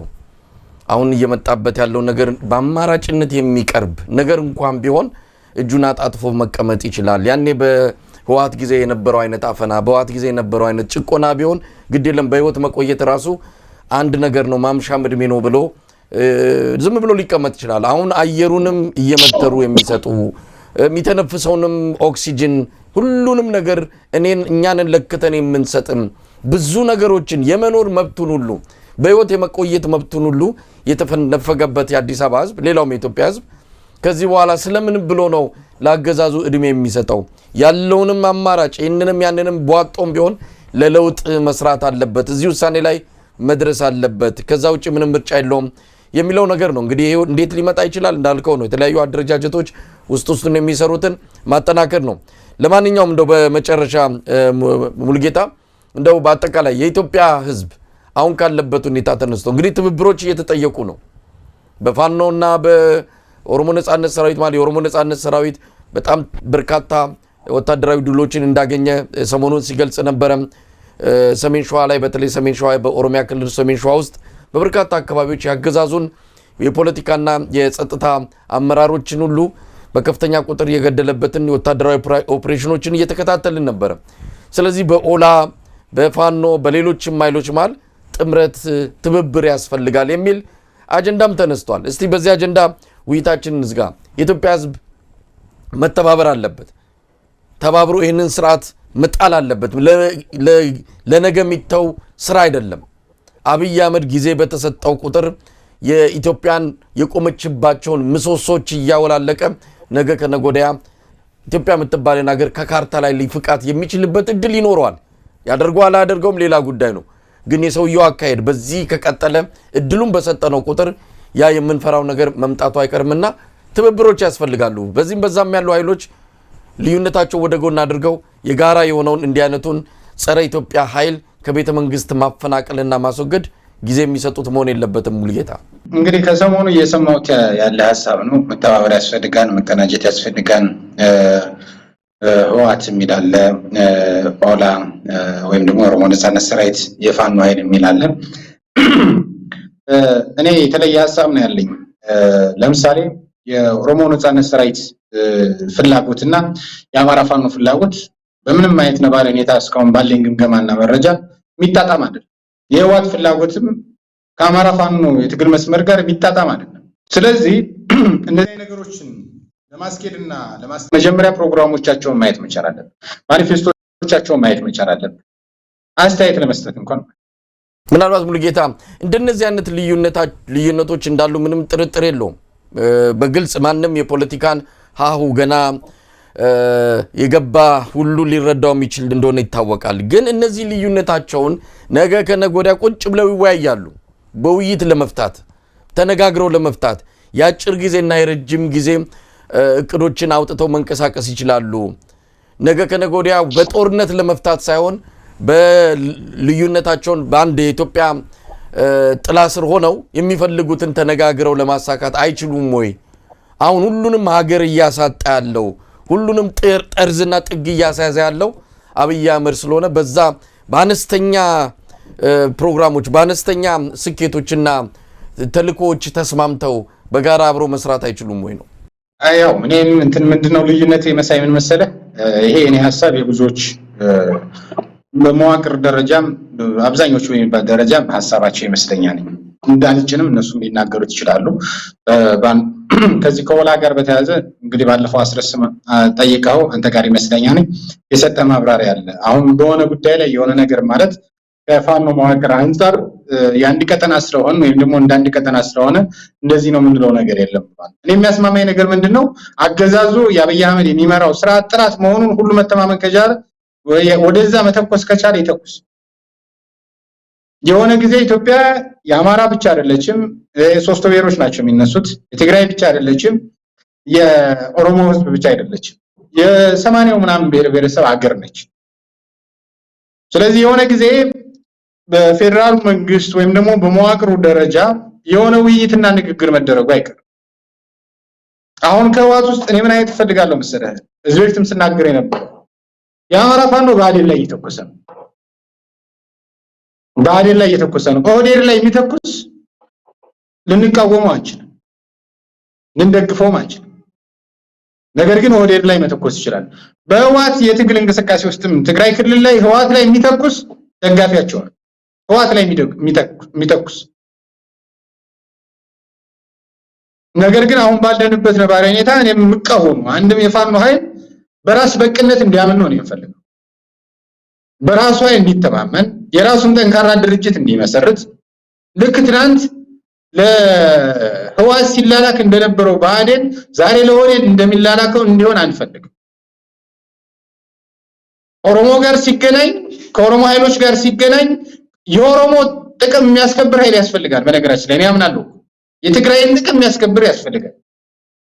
የአማራን ጥቅም ደግሞ የማይደራደር የማይሸጥ ብአዴን የማይመስል ጠንካራ ድርጅት እንፈልጋለን። ሲገናኝ ሶስቱም በጠረጴዛ ዙሪያ ተነጋግረው የመፍትሄ ሐሳብ እንዲያስቀምጡ እንፈልጋለን። 80ውም ተገናኝቶ እንዲነጋገርና መፍትሄ ሐሳብ እንዲያስቀምጥ እንፈልጋለን። ማንም በኢትዮጵያ ማዕቀፍ ውስጥ ተፈርቶም ተከብሮ በዲሞክራሲም ተግባብቶ እንዲኖር ነው ፈልገው። በእኔ እድሜ የምታገለው አንደኛውን ሌላውን ፑፔት እንዲያደርግ ሌላው ተላላኪ ሌላኛው ላኪ እንዲሆን አይደለም። ግን አሁን ባለበት ነባራዊ ሁኔታ በነገራችን ላይ ይሄን ስናገር ብዙ ነገሮችን ግራቀኙ ነው እንደ ግሩፕም ተወያይተንበታል። ባለን ሚኒ ግሩፖች ማለት እንደ ሐሳብ ከፋኖች ጋር አይደለም የሚዲያ ባለሙያዎች ጋር ግንኙነታችን አሁን የአማራ ፋኖ ማድረግ ያለበት ራስ በቀል የኦሮሞ ነጻነት ሰራዊትም እዚህ በፊት ሲነገሩ የነበሩት አሉ አይደለ? ለምሳሌ ኦላ ምንድን ሲል ነበር? ወለጋ ላይ ሲገደሉት የነበሩትን ያልገደልኳቸው አጣሪ ኮሚሽን ገብቶ ያጣራያል።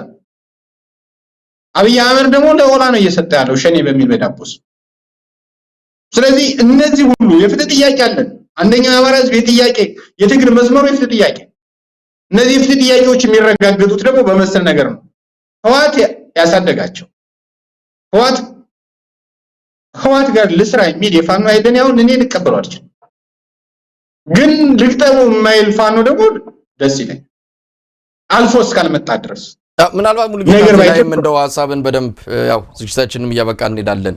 ሁሉም እየተኮሰ ከመጣ በተናጠል አጥሩ ውስጥ ሆኖ እየተኮሰ አዲስ አበባ ቢደርስ ምን ልትሆን ነው ኢትዮጵያ?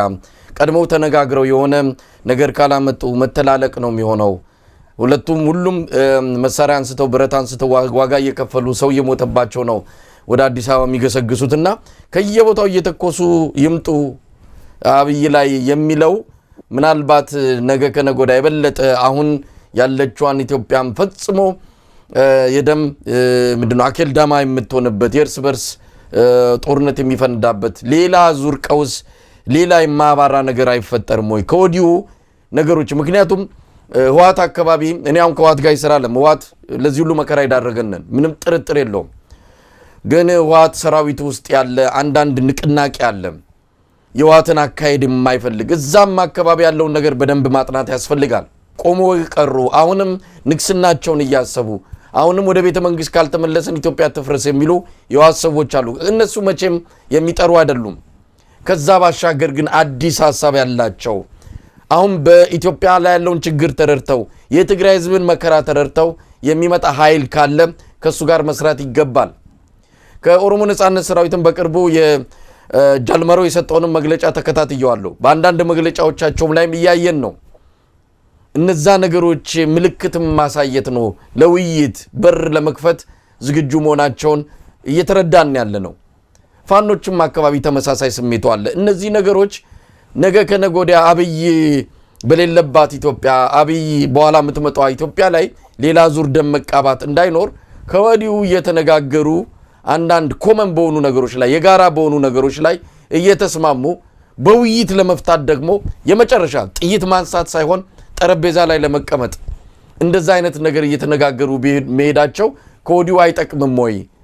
ዝም ብሎ ሁሉ ነገር አንተም በዛ እየተኮስ ካንተም በዛ እየተኮስ ኪድ ማለት ጤናማ ነገር ያመጣል ወይ ማለት ነው?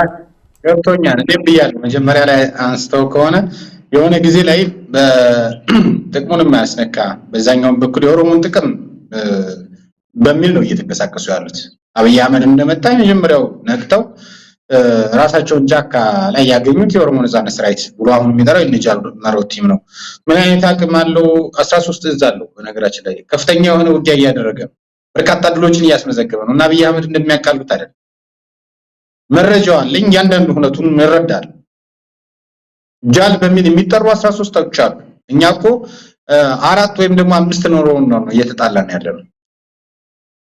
ገብቷላ። በእነሱ ግን 14 13 እዞች አሉት። ዋና መሪያቸው ግን ጃልመሮ። ጃልሰኝ ወደ ስርዓቱ ሲገባ ትርፋንጀት ተቆረጠልን አሁን መታገል እንችላለን ብሎ ተናግሯል። ከዛ አድቫንስ አድርጎ አሁን እየተዋጉ ነው፣ እያየን። እነዚህ ድምር ውጤቶች የሆነ ጊዜ ላይ ለምሳሌ አሁን ቀይ መስመር ይባላል። የአማራ ህዝብ ቀይ መስመሮች አሉ።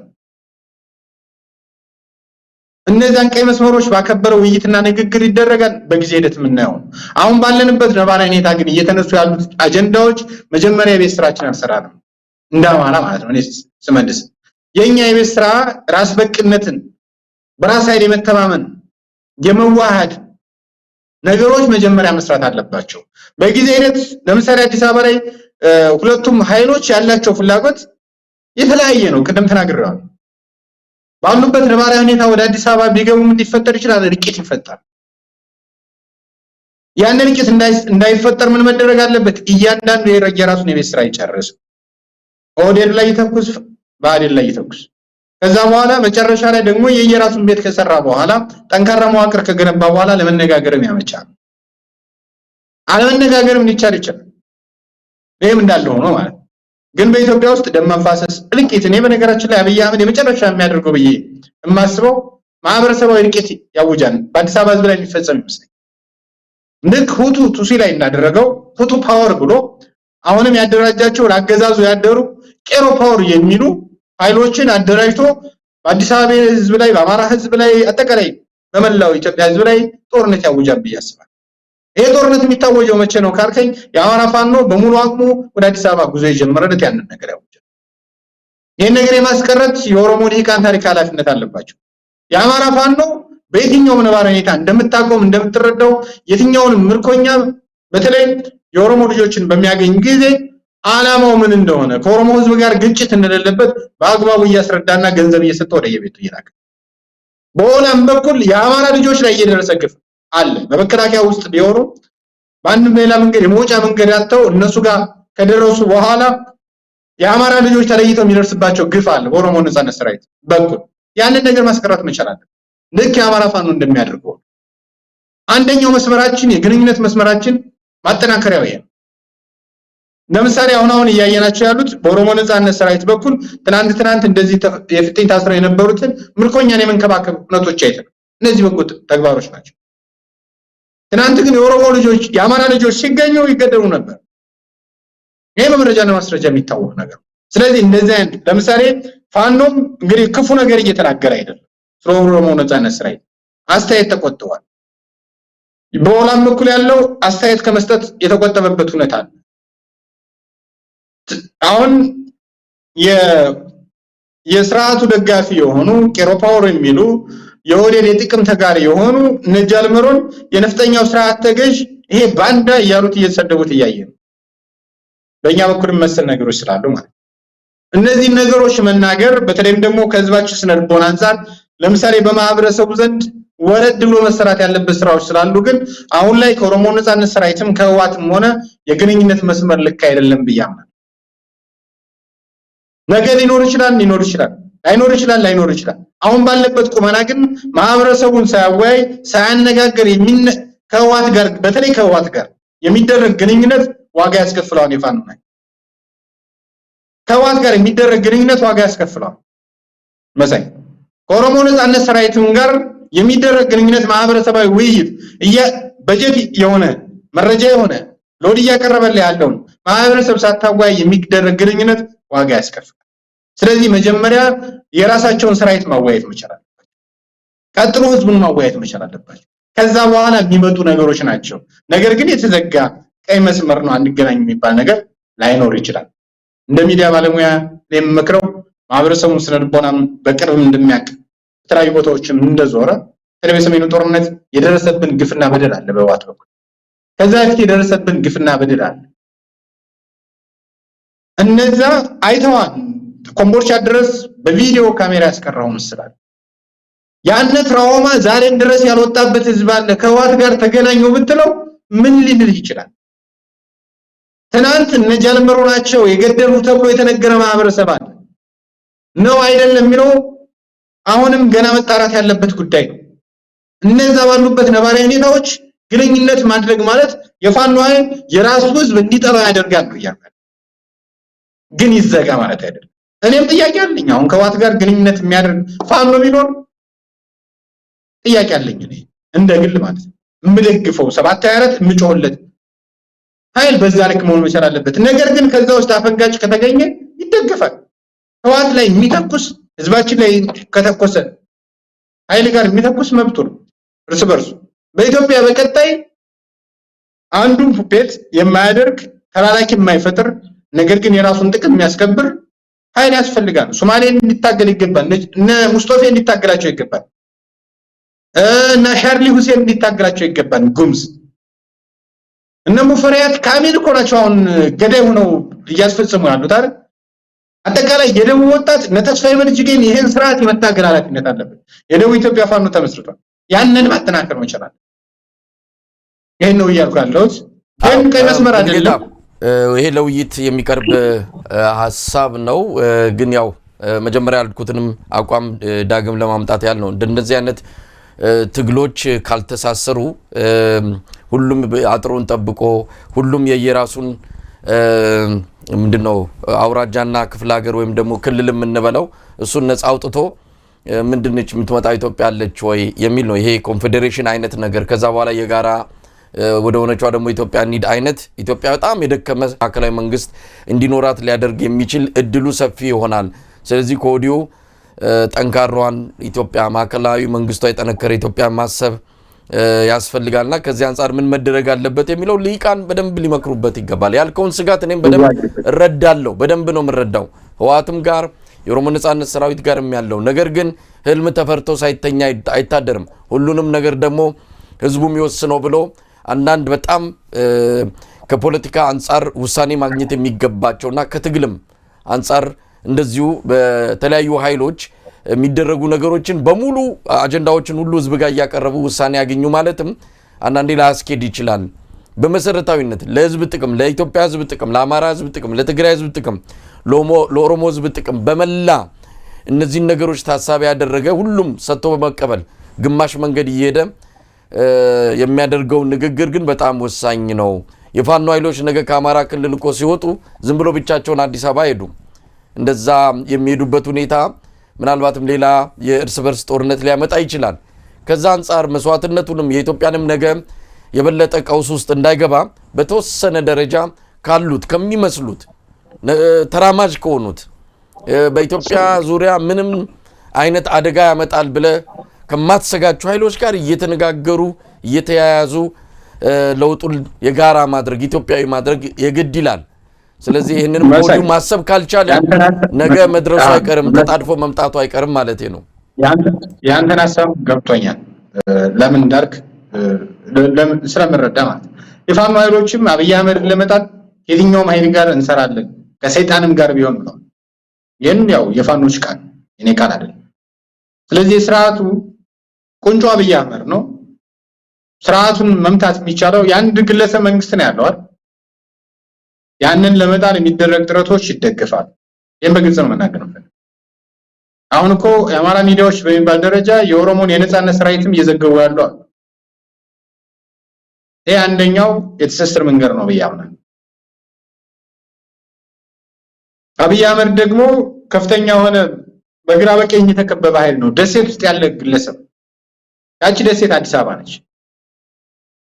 እዛች ደሴት ላይ ስትገባ እንዳይናጋ ምን መደረግ አለበት? ምሁራን መስራት መቻል አለባቸው። ፋኖች የራሳቸውን ቤት እያስተካከሉ ስራ ሊሰሩ ይገባል። የአዲስ አበባ ህዝብ አብይ አህመድ ብዙ ዋጋ አስከፍሎታል። ወያኔ ኢህአዴግ ብዙ ዋጋ አስከፍሎታል። ድጋሚ የሚመጣው ህዝብም ብዙ ዋጋ እንዲያስከፍለው አንፈልግም፣ አንፈቅድም። ነገር ግን ሰራዊቱን ማዋየት ምክንያቱም ይሄን የምናገረው ለምን መሰል የግለሰቦች ፍላጎት ሆኖ ንግግር ተደርጎ በፋኖች መካከል ከፍተኛ ክፍተት እንዳይፈጠር ግጭት እንዳይኖር ሰራዊትን ሳታዋይ ስራ አስፈጻሚ ሳታዋይ ሄደህ ዘው ብትል ነገ ዘው የሚል ነገር ይመጣል። እነዛ ጭምር ስለማይና ስለማስተው ነው በርካቶችም ምን ችግር አለ የሚል ነገር ኖርማላይዝ የማድረግ እንቅስቃሴ አለ። ለግልጽ ነገር ህዋት ጋር ቢሰራ ምን ችግር አለው? እናንተ ደግሞ ቋሚ ጥላት ነው ያላችሁ የሚላል አንድ ነገር ኖርማላይዝ ያደረግከው ሁለት ትናንት የተደረገብህን ጥቃት ረስታን ማለት ነው። የኦሮሞ ነጻነት ሰራዊትም በሸኔ ስምም ሆነ በምንም ስም በርካታ ግፍ ተፈጽሞብናል። አንደኛው የአማራ ፋኖ የትግል እንቅስቃሴ እኮ ወለጋ ላይ አትግደሉን፣ ሻሸመኔ ላይ አትግደሉን፣ ሌሎች ቦታዎች ላይ አትግደሉን ነው አይደል?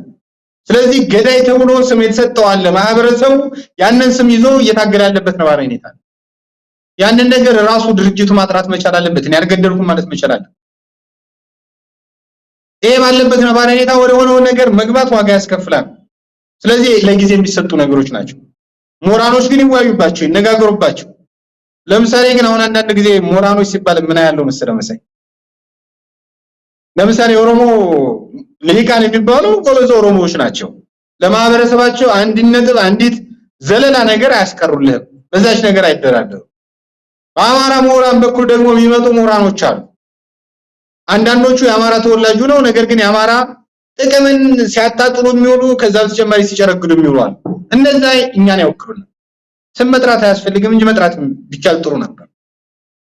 እነዛ ግን አሁን ለምሳሌ ሪዮት ላይ የሚቀርቡ አሉ፣ ሌሎች ሚዲያ መጥቀስ ይቀርታል። በእንደዚህ አይነት ሁኔታ ውስጥ ወኪልነን ብለው የሚቀርቡ አሉ። እነሱ እኛን ያወክሉናል። ከሰሞኑ አይቻለሁ አንድ ሚዲያ ላይ የሆነ ሚዲያ ከሆነ ሚዲያ አንደኛው የአማራ ወኪል ነው፣ አንዱ የኦሮሞ ወኪል ነው። እኔ አንድ ግለሰብ እኔን ሊወክለኝ አይችልም። የኔን ትውልድ ሊወክለን አይችልም። የሆነ ቦታ ላይ ጥቅም ትስስራለሁ። በየቤቱም ተመሳሳይ እሳት ነው ያለው። በየቤቱ በኦሮሞዎችም ጋር እኔን አይወክለኝም የሚል በትግራዩም ሁሉም ጋር ፍጥጫው፣ ትርምሱ፣ መቧጨቁ፣ መጣላቱ ትርምስ ነው በአሁን ሰዓት ላይ። ያው የብሔር ፖለቲካ ኢትዮጵያ ላይ ያመጣው ጣጣ ይሄው ነው።